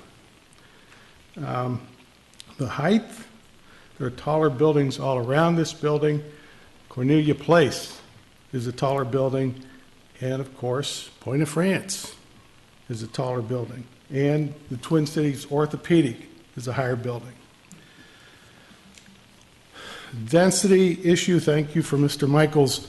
That was a very interesting comments he made on how do you compute density in a facility that is based on beds as opposed to a facility that's based on units. That was very interesting discussion, and I thank him for those explanations. Frankly, here in Edina, we are not Eden Prairie. We are not Chaska. We are much more like Richfield and Bloomington and Southwest Minneapolis. And my personal belief is that the market demands and will continue to demand more density, particularly on arterial locations such as France Avenue. With respect to one of the comments was that people in Pointe-à-France are voters and residents. Well, of course they are. It always does concern me that whenever a controversial proposal comes before the commission or before the city council, the only people that really show up are the ones that are opposed to it. There's no reason not to believe that this facility will not be populated by 3/4 of the people in the building will be Edina residents moving from their homes to this facility. That's the experience that Ebenezer has had so far. So which resident should get preference?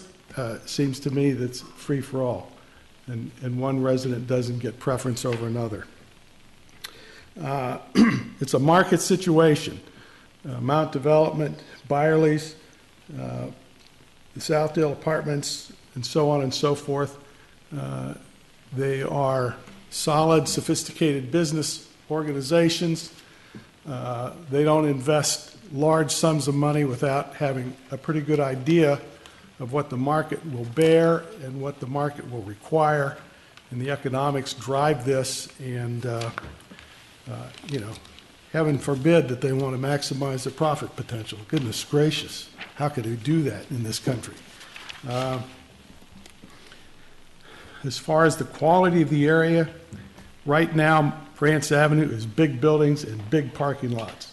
The idea that we would abandon a proposal like this so we could build a one-story Walgreens is anathema. We all know what happened at 69th and York with the proposal there, and we hoped for a good retail location on that corner, and what we ended up with was CVS. Now, I got nothing against CVS, but it would have been a much nicer development for the city, and I think that's our job, is to figure out what's good for the city. It would have been a much nicer development if we could have had the multi-story retail location. So those are, we don't need another single-story development. This is a good proposal. It's a good use. It seems to be necessary. The market seems to be demanding it. Some of us, not me, are getting older and may want this at some time in the future. So I'm going to support this proposal. Commissioner Schroeder. Mr. Chair, I guess I want to break this down into two pieces, and I look at it as being essentially a text amendment or a comprehensive plan that would allow the senior housing use in the regional medical district, and I have no issue with that. I think in this particular case, having senior housing proximate to the hospital is a good idea. As we're involved in other things, including France Avenue, I do have some objections to how this building relates to the street, and I'm going to take issue with some of the things that are in our staff report. Our comprehensive plan actually suggests that we locate building entries and storefronts to face the primary street in addition to entries oriented towards parking areas. We have a building that's called Aurora on France. It has one door that's kind of facing towards France, and I'm guessing because of the use inside, that door will not be open to the public. You won't be able to get in and out. And so our notion of pulling this building up to the street, which worked when it was essentially a mixed-use building, being the medical office building, it worked there. It doesn't work here. We have a series of inaccessible spaces, even though they're maybe visually accessible. They're not really accessible to the public. We also, in our comprehensive plan, say encourage storefront design, and I would suggest this isn't a storefront along this edge because we essentially have a hedge along that entire front. A storefront is having a sidewalk accessible at just about any point along that edge. Encourage storefront design at ground level with windows and doors along at least 50% of the front facade. We may have windows, but we don't have any doors, or we have one door, and I'm not even sure that that's reasonably accessible. We also have a section dealing with transparency and natural surveillance. Building forms of facade to provide an awareness of the activity within the buildings through frequent doors. I would suggest one door along a facade that's 200-some feet long is not frequent at all. So I think that, in summary, I think this building does not fit our ideal of pulling a building up to the street and enhancing pedestrian activity, which is becoming a primary goal as we look forward to what the Transportation Commission has been working on with its Living Streets policy, and what the city is investing in other projects along France Avenue to encourage pedestrian movement across and along the corridor.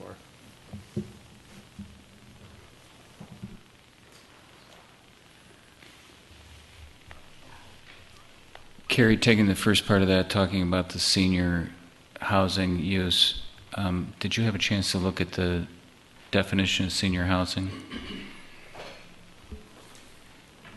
I did. We define a convalescent home is the term that's used in the zoning ordinance. I believe Commissioner Forrest had raised that also. It's defined as a building or group of buildings licensed by the state for the care of children, the aged or infirm, or a place of rest or care for those suffering physical or mental disorders. So it does cover those under. So outdated. I know it is. Well,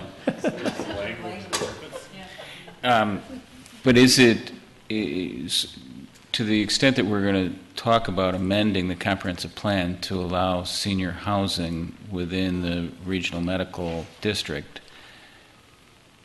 is convalescent part of senior housing, or is it?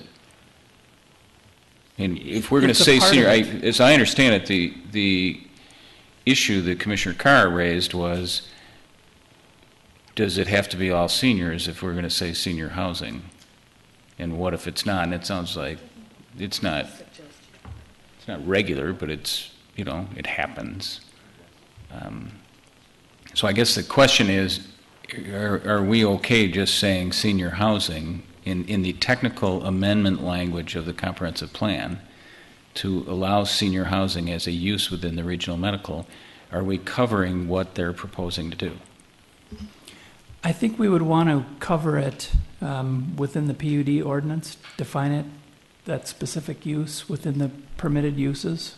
Well, we can do that, but that use has to be within what's permitted in the comprehensive plan. So will amending the comprehensive plan to add senior housing cover this situation? I think we'll have to come up with a definition for senior housing within the comprehensive plan amendment. So that it covers this situation? So that it covers this. Commissioner Carr. Yeah, I mean, I would propose that the language that's on page 4, where it says hospitals, senior housing, medical and dental offices, that term senior housing, we substitute for that the words independent living housing for seniors, comma, that's one concept, assisted living, memory care, and skilled nursing. That way you don't have the word senior modifying assisted living, memory care, or skilled nursing. And the senior concept only modifies the concept of independent living. I like that. Assisted living is housing and services. Yeah. So it's a different term. Well, that's what we're talking about. Use the state's term or our term. It's a thought, anyway, Yeah. something for you to I consider. think that's, okay. So then, to Commissioner Schroeder's second point, I knew it was just a matter of time before I brought it up, actually. Maybe Mr. Farr, if you want to address that, because when we talked about the storefronts before, we went through a lot of discussion about how to engage the street front, and we worked very hard at it, and you worked very hard at it, and I think we came up with a really nice result.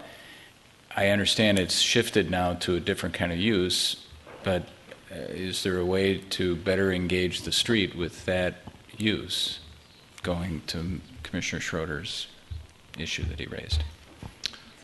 Thank you, and I understand his comments. If I could possibly have the overhead with our first floor plan here. Thank you. We have actually, we will be keeping that door at the corner of 65th and France open. it will be open. As a matter of fact, we have reserved this rounded corner shape on all 5 floors to be common spaces to enjoy the views out at that intersection. Most specifically, that corner plaza will have access to the outside plaza that we have, again, as you said, paid so much design attention to, and hope that our residents would go out there and enjoy the outside air. We have located a room called the Pub, a fun place to gather nearby, again, so that people could enjoy that with their friends, pharmacy, gift shop, fitness area, and things like that, the theater. So to the extent that some of those services maybe we're inviting the community into, our neighbors specifically, it is true that your point, this is a change in use. It is no longer as much of a public building as we had the street level retail and the office spaces, visitors coming and going like that use like the use we had last year. This is a different use. This is much more of a private use building. Despite the fact that we are inviting our neighbors to participate in that use, we think that the location of those uses on first floor is the appropriate location. The number of doors accessing the sidewalk, true, is in fact minimized. And so it is not a retail storefront any longer along that France Avenue sidewalk. We think the building forward approach to this in this semi-urban environment is still appropriate. We trust that our frontage along France Avenue is not wide enough or far enough away from the 65th Street intersection to have the driveway to call this a main driveway entrance. I think from a traffic standpoint, we wouldn't get support from the traffic engineer to have our main entrance relocated from 65th Street over to France Avenue. There's a boulevard in France Avenue anyway. We wouldn't be able to turn left to do that. So vehicularly, I think we're a little constrained to the entrance off 65th Street, and to the extent that we attempted to keep the architecture storefront oriented while losing the transparent glass, as Commissioner Schroeder pointed out, we still get that general character and keep the streetscape maintained at a very high quality level for walkability. Can I just... Please. I can't agree with anything you said. It says here in your narrative, Edward Farr Architects is known for creating special building design features. The focal point will be a glass and brick detail, the main entry corner, which you just described, creating a gateway building to the Southdale area. I don't see that as being a main entry feature at all. I can't even imagine that it would be accessible to the public because you have 3 residential units at the end of that hallway, and your floor plan now doesn't show any separation from the public. You've also said that those uses that are along that hallway are open to the public as long as you live in Cornelia Place or Point of France. So it's not really a public entry at all. You're not inviting the public who might happen to be walking by to walk in like they'd be walking past Room and Board or Biley's or any of those other buildings that are pulled up close to the street on France Avenue.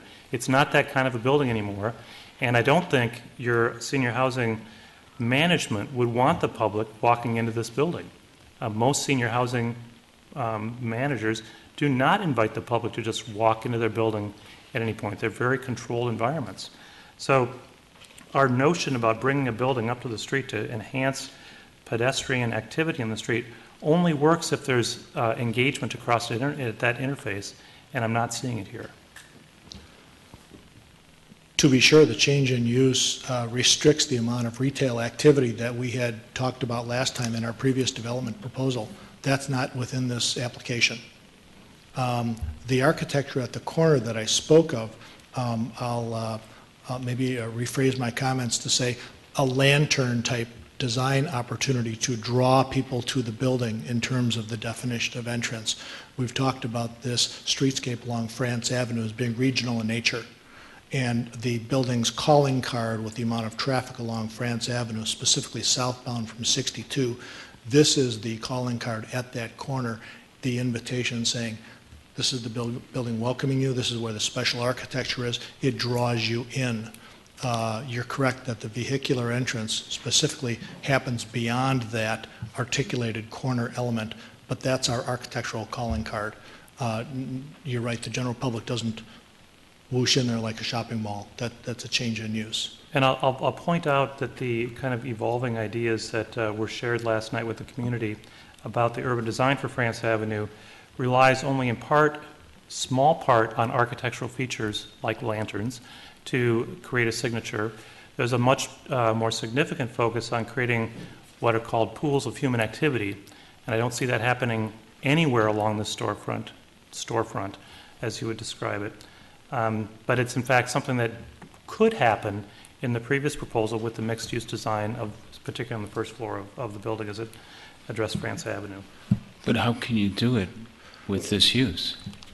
That's what I'm saying. So you're saying that makes this use... That's where I'm saying I like the idea of senior housing. With this site plan, it doesn't work pulling the building up to France Avenue. So what's the It doesn't create the kind of alternative? engagement of France Avenue that I think we're shooting for France Avenue. But what's the alternative then? I mean, what do we do if we can't? I mean, are you saying that basically with a purely residential use you can't? No, I'm not saying that. They've chosen to take the main building entry and put it on 65th Street. It's a site. I think it's a site design issue. If we want to try and create engagement of on France Avenue, we need to have building entries, as stated in our comprehensive plan, facing the primary street. France Avenue is the primary street. They've called their proposal Aurora on France, not Aurora on 65th. So they even believe France Avenue is the address for this building. I think it's yes and yes. We are, in fact, exploiting the France Avenue location to help find this property. That's where its value is, and that gets you to the property. Our pools of use are strategically relocated from what was once maybe more pedestrian-oriented use because of our stronger retail component, which invited the public in that you speak of. Now those pools of use are specifically in outdoor spaces on the south side with our larger than what we had, terrace for our residents, as well as our memory care garden over on the west side. The users of this building, of course, lack a lot of mobility, and this is not accepting people off the public sidewalk. That's exactly right. We're not. I couldn't agree more. We're not inviting people off the general sidewalk to participate in the functionality of this site. It's much more of a private use. This is a change in use. So I don't disagree with Commissioner Schroeder's comments. I'm just saying that it's a win-win situation. It's different. It's different. We have no reason to change the welcoming architectural features at that corner to draw people into our facility, but our pools, like he commented on, are no longer applicable out there on the sidewalk.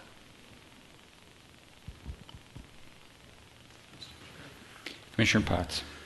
I think I agree with a lot of what Commissioner Schroeder said, and I think I'd approach it with only a slightly different twist in that I agree with the change in use. I think this is highly compatible. Clearly it is, and a good way to use this site. I agree with the approach to density, and I guess when I look at the density in terms of beds or units, I'm going to look at it in terms of the FAR that's proposed here as 2 or 2.1, I think is what's been proposed. I think that can be done so long as it's well designed, and particularly the site design I think has some issues here. So when I look for something that's well designed, certainly we've talked a lot about traffic. You have to accommodate that. You have to accommodate the pedestrian uses like Commissioner Schroeder referred to. And I think the part of the current design, current site design that gives me some heartburn is what's happened on the west side of the site, whereas they've taken some traffic patterns that once handled deliveries and resident approaches off of 65th and through the building and even out the south side at one point, and pushed all of those functions to the west side where it just is pushed up to the point against Cornelia Place where the negative effects are just too much, I think, to pull it off. So while I think it can be done, what their goals are, I don't think they've quite got there yet with issues both east and west on the site. So in my mind, it's site design.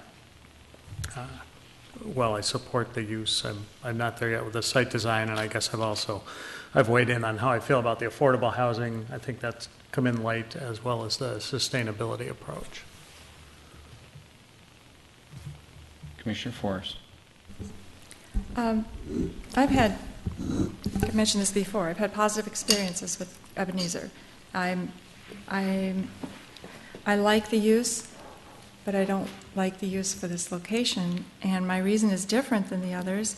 I was also bothered by the things that Commissioner Schroeder pointed out when I first looked at this, that we've gone right back to cutting ourselves off from France Avenue. But my concern has to do with the comp plan and what I perceive as a regional medical area district or whatever versus, what other people apparently perceive, in that I see putting a residential building here, even though part of me thinks it's probably in many ways very much more appropriate than just commercial building on this corner or whatever.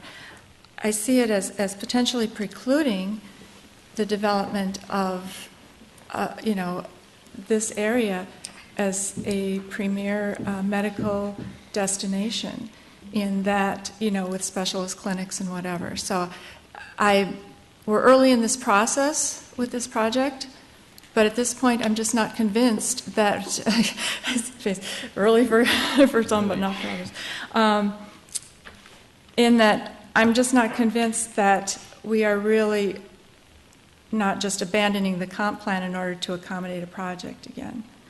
As far as the density goes, I look at this and I don't see it as completely inappropriate as far as how it's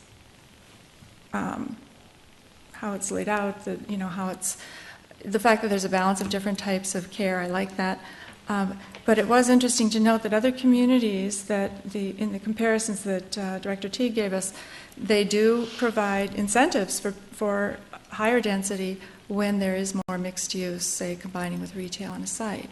So I think there's some benefit to looking into that maybe a little bit further. So right now, at this point, I feel a little bit more loyal to the comp plan, but I think we're on our way with I think you're on your way with a good project here. I just have to be convinced that it's not precluding what the vision was for this area.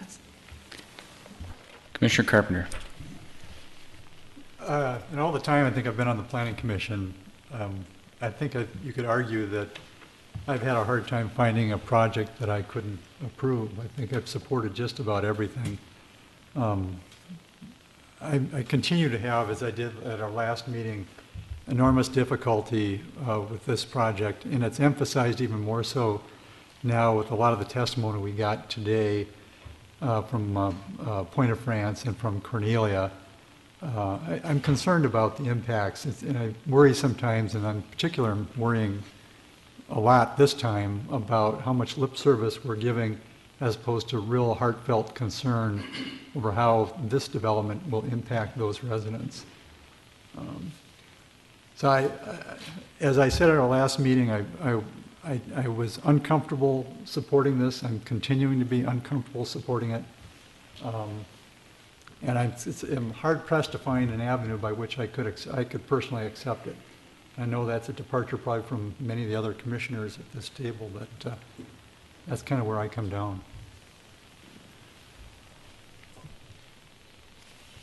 Commissioner Carr. There's a lot of pros and cons with this project. But at the end of the day, I think I would be in favor of the staff recommendations and their findings. I do think it's important to amend the ordinance. We've talked about that, to define independent living for seniors, assisted living, memory care, and nursing care as the definition for the comprehensive plan. I don't think the applicant has given a compelling reason why the number of affordable housing units should be less than what's required by ordinance. That is of concern to me. We want the Edina residents to stay in Edina, and some of them maybe cannot afford this type of service, and I think we should try to make affordable housing available to them. I don't know whether the 18 is the correct number, but I do think that 4 is not an appropriate number, and I would if it would be appropriate, make that as one of the findings to the approval. The balconies apparently is an issue, so that is something that'll have to be addressed as well.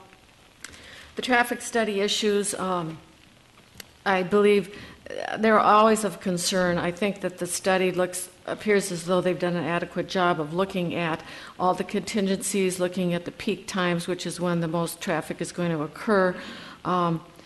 It's a science, but it sounds like it's not perfect science, but I think it's a good estimate of what would be encountered. On the density issue, I do think that this is a special issue when you're dealing with assisted living, memory care units, and skilled nursing. That the density is different than if you were looking at a straight apartment building. So I'm comfortable with the density issues. So at the end of the day, I would support approval subject to the conditions of, again, affordable housing and amending the language on the definition of housing units.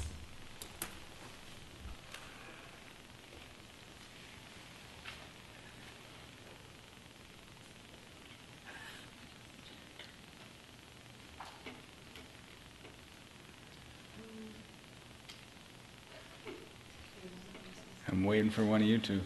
I'll move what she said. Commissioner Scheer. Sure. I thought I'd probably tip my hand earlier. My comments are probably incredibly similar to Commissioner Potts. I do not have an issue with this use for the site. I am very cognizant and appreciated the discussion that we had about the difference in definition between a unit and a bed, and that I have no issue with that whatsoever. I don't have an issue with the there are people that have talked about precedent setting. I think as we look at this sort of situation, everyone is unique. I don't view any as precedent setting in terms of the situation, so that doesn't give me any pause. But as I said a few minutes ago, am very concerned about what's going on, particularly on the west end of this from a design perspective. I find it hard to believe that that isn't going to be a pretty radical potentially noise-making situation with chillers, trucks, cars, everything happening in one location that is pretty closely adjacent to the neighbor. And I wish that there were a way to look at some design element that could change that. That really does impact my feeling about the overall project. Commissioner Platter. Pretty much agree with her. All right. Go ahead. The density is, I don't think it is a fair comparison to straight residential versus what's happening here because there is so much mixed pieces. The traffic, it seems to be going to be a lot less than the other one we already approved here. I think there's things with trucks and things that could be done, limiting hours.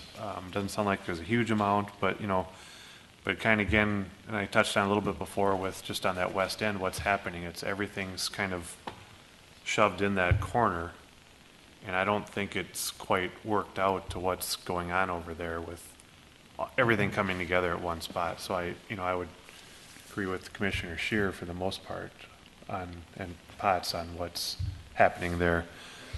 France Avenue, that's a tough nut because it is a different use, so we're not necessarily going to get the retail that we had before. So that's a tough one there. So I'm here counting. So I think we're at the place where we've got a couple of choices about how we close the evening here. We're kind of funneling toward a vote on a recommendation. I think I sense the direction it's going. So we could do that. Or we could continue and see, the way I see this thing, it sounds like there's a consensus about the use and the density, that this is a transition, that this works, that this is a good part of the regional medical, the exterior design, people like, et cetera. But we've got issues with the west side concerns, that seems to be resonating, and the France Avenue engagement. And then there's an affordable housing issue and some concerns about quantifying the sustainability. I mean, I think it's possible on the affordable housing and the quantifying the sustainability, maybe those could be conditions we figure out at a final. But the other two, I think, are going to make it hard to move forward with a positive recommendation from the Planning Commission. So the question is whether you want to take a whack at trying to modify those and continue this and then come back, or whether you want us to go ahead and make our recommendations and take it to the council and see how it goes.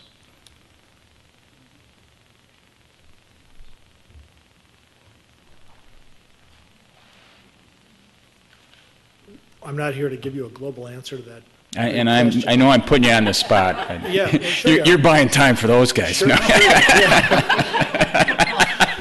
We need to allow some time to think here and process, to be sure. Well, we are chatting back there, and truth be told, one of the things that we're talking about, and maybe you can give us a sense of this, as we try and be all things to all people, the topic of building height we thought was a very sensitive issue, and we know that the mechanical noise is a very sensitive issue, and we're trying to find the right location for that stuff. We talk about this architectural calling card at the corner of 65th and France, and how that glazed crown is going to be a very nice feature. We'll design that very well, rear illuminated, and it'll really stand out along the France Avenue experience. That said, would you be open to and suggest that this might be a good idea for us to pursue removing the mechanical systems from that courtyard on the west, removing it from the Cornelia negative comments that we've received, putting it up on the roof and treating it with a better, more comprehensive screen wall, 360 around that round element there, maybe adding in height, but at that particular corner called for, okay, and maybe killing two birds with one stone. Yeah, I mean, I think, you know, as I'm reading the reactions, the Cornelia concerns resonated with folks. I think that you got some of that from the council at sketch plan as well, that they wanted to make sure that that transition worked the right way. Right. I don't know whether that's the right solution for it. I don't hear, you know, me personally, the height isn't the dramatic concern for me. I'm much more concerned about the interaction with Cornelia Place than I am about mechanicals on the roof, but it kind of depends how you deal with it. Yeah. Well, that would be a way that we could at least lift one of those negative components out of that area. And obviously, we told you the story about trying to address those council concerns with the pergola added and things like that as well. And truth be told, that was trying to hide mechanical units, but if that can remain and hide some trucks during day traffic as well, we'd keep that element there. Well, but I also hear some kind of more global kind of concerns about the site design and how you've chosen to go in one end and what faces the other end. And right. And so I don't know whether it's tinkering or whether it's really a major rethinking of how it's laid out. And then maybe you're not up for a major rethinking of how it's laid out. I'll let the powers that be behind me They're stop me. shaking their heads back Yes, there. stop me. Yeah, You but don't see it, but I do. I don't think we're going to be retooling our project. I have a feeling we'd rather get your vote and find out where we stand. But to the sense that you can help us juggle priorities, then of course we'll be in a better position to. You know, and one of the juggle things between now and is council. that the council gets to watch these things and they Right. get to see the minutes and they get to understand the concerns. And if you're addressing some of those things, maybe that's enough to persuade them. But sure, I don't want to drag it on unnecessarily if there's not really a lot to be accomplished by a continuation. Right. Commissioner Carr. You know, it sounds as though moving the chillers would probably be a good idea from a noise standpoint. I think that is a good suggestion. I just raised the issue of, again, the screening, because then the Point of France people have one other thing they're looking down upon. And again, architecturally, I'm sure you could come up with something that's pretty attractive there, because I don't know if the noise is going to bother them, but it certainly is going to bother the individuals on the west side. It would be a betterment from our previous medical office building proposal where we had those units on the top of the parking deck, a little bit closer to the Point of France. They would be removed further, still screened, so it would be a betterment from the previous proposal. Your point's well taken.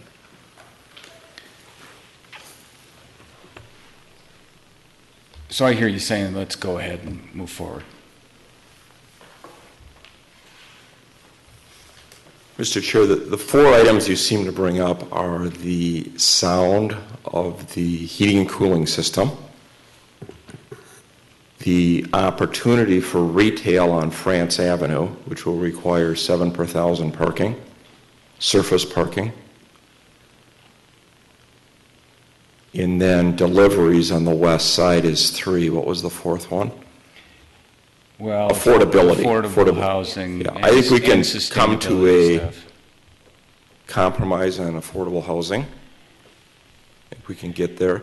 It would be very helpful for us if you just give us a little direction if putting the heating and cooling unit on the roof on the northeast corner, the farthest from everybody, similar to what the IBM building has downtown Minneapolis, where it's kind of like a Statue of Liberty crown. I mean, we could dress it up, really enhance it to make it almost look like it's inside the building. If I could get some direction on that, I think the 3 out of the 4 we can kind of make go away. But we meet code on the chiller in the location we proposed. We're 40 or 50 decibels at night, 60 decibels in the daytime.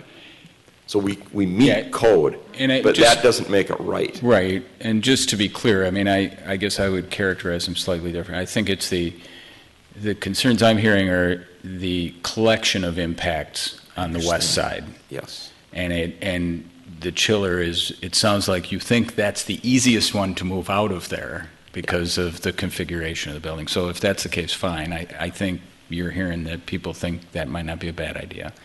That's the only area I know, can get a van underneath, because when I drop off transitional care, it's got to be inside the structure. Right. I can't come in the middle of 65th. I can't come off front. I mean, we've gone upside down on this thing to try and figure it out. I can't change that access point, but I can change the heating and cooling location. Now, the only thing I would say is the way I'm reading the comments on the France Avenue side is that it does not necessarily have to be retail. It is pools of people.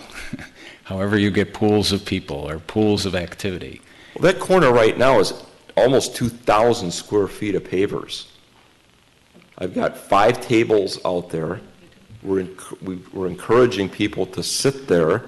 I've got benches. I've got 4 planters from Tangletown Gardens.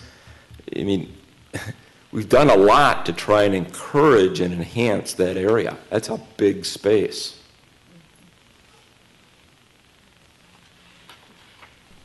Big spaces, lots of pavers, and planters don't bring people. You need the activity to draw them. And what you find in other places, if you look at Tavern on France, there's something there to engage them. If you look at what Byerly's did, they brought one of their doors out close to France Avenue, so the main entry to the building is very close to France Avenue. So we're looking for things that actually attract human activity, not things that attract human activity.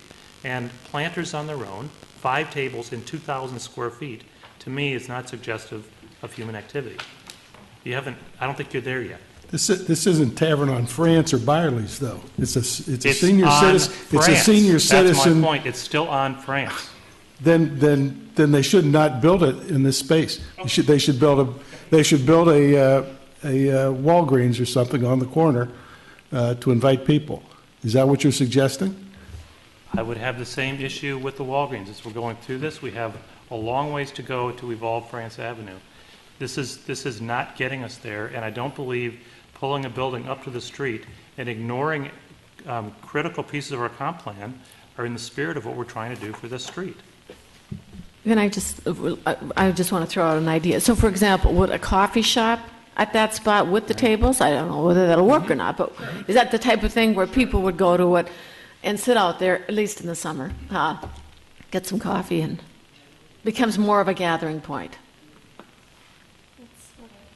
I was wondering if there are some compatible uses, whether it's the a barber shop, pub, coffee shop, or whatever, that, and if then you can adapt somehow that floor plan so that you've got your security issues addressed too, but that these are things that would be attractive to the residents there as well as to their visitors and other people who are riding their bikes along, want to pick up a sandwich somewhere. Or yogurt. Or yogurt. Yogurt shop. I get a call a week from a retailer to go into this building. Parking is the issue.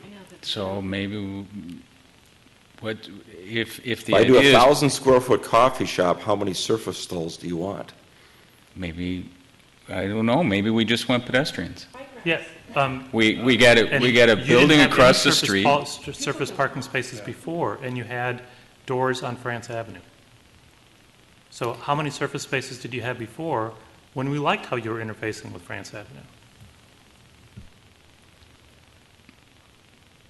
I had 400 parking stalls with the first 20 minutes free.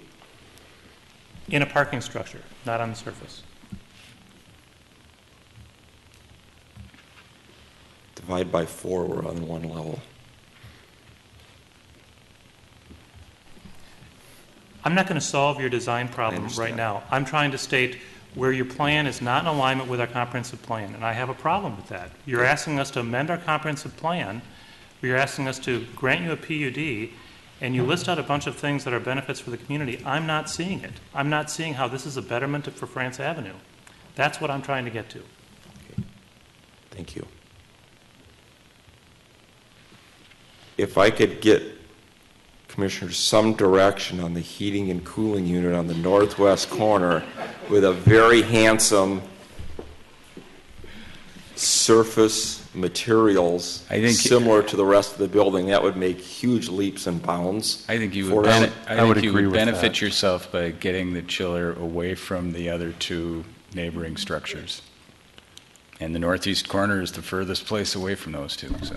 Well, actually, I had a concern with just your residential in that area with the chiller sitting there. I don't know if you had windows opening on that side, but I think you would have had your own concerns or own potential code issues by putting them that close there. I don't know if you went through all the worked it out yet, but I think having that option for the roof would definitely provide more flexibility to this whole thing versus trying to get 10 pounds into, you know, five pounds. Make that memory garden more pleasant too. Yeah. Thank you. I have a question. I have a question. Would the chillers be visible from the street, or would they be positioned at a point where He's talking about putting some kind of a design feature around them that would disguise. so that you might see them from the street level, depending on where you are across the street, maybe? Isn't that, or did I misunderstand? Yeah. We would probably pull them 4, 5, 6 feet back from the edge of the That's what I'm building, wondering. but the Okay. materials would look as if it's an integral part of the building. Okay. It's still going to be higher than as high as Commissioner Scherer. I have to say this, while I love the idea of moving the chiller, I just remind everybody that, and I'm sure you remember very well, that there's at least one city council member who really didn't want anything on the roof. So it has to be very well disguised, I think, to pass the sniff test at the next phase. Yeah. I mean, you get choices. You get choices to make. So I think we've thoroughly vetted this thing. And the question is what we do from here. I can't make a motion. Floyd was making Commissioner Carr's motion a motion. Do we want to do that? I kind of continued the conversation before recognizing that motion. Are you ready to make that motion, Commissioner Grable? Or Commissioner Carr? Or I think we have to make some kind of motion so we Yeah. get this thing moving. Yes, I think so. And what Commissioner Carr said, and if we include in that the requirement to plan the chillers on the northeast corner of the building with a crown design or something, I think that makes a lot of sense. some other things in there too, wasn't there?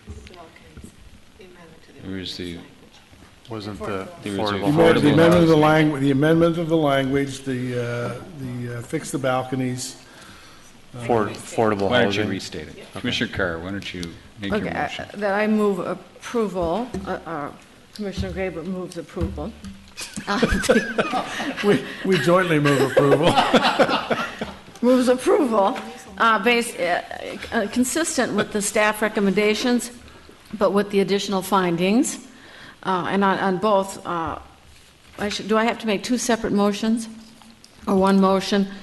One is for the amendment to the comprehensive plan, and the other is to the amendment to the amend the PUD 3 district to allow independent and assisted living as well as nursing home.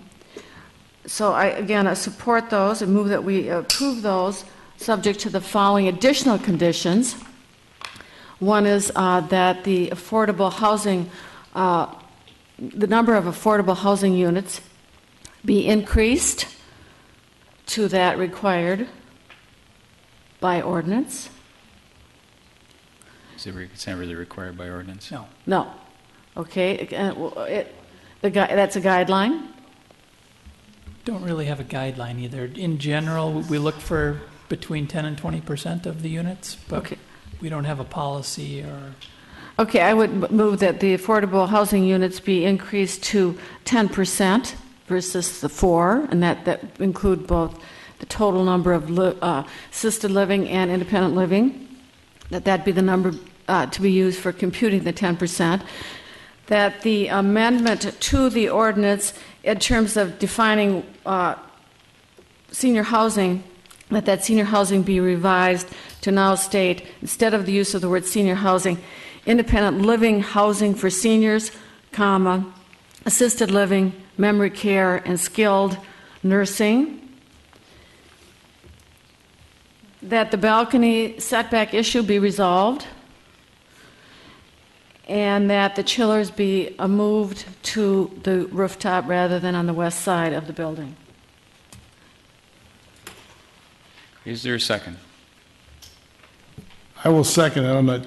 I'm not crazy about the 10% thing, but I think as long, council can work that out. A tepid second.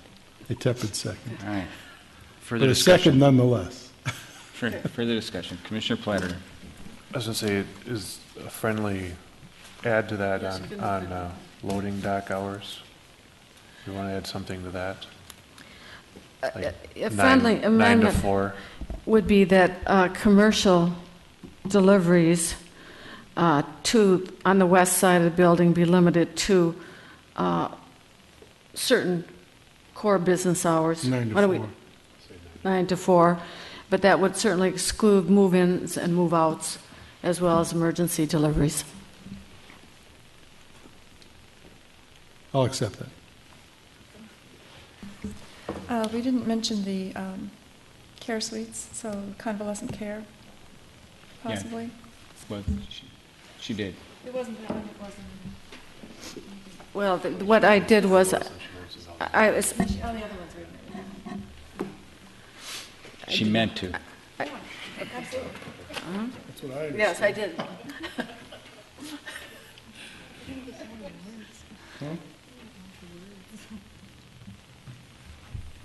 Further discussion.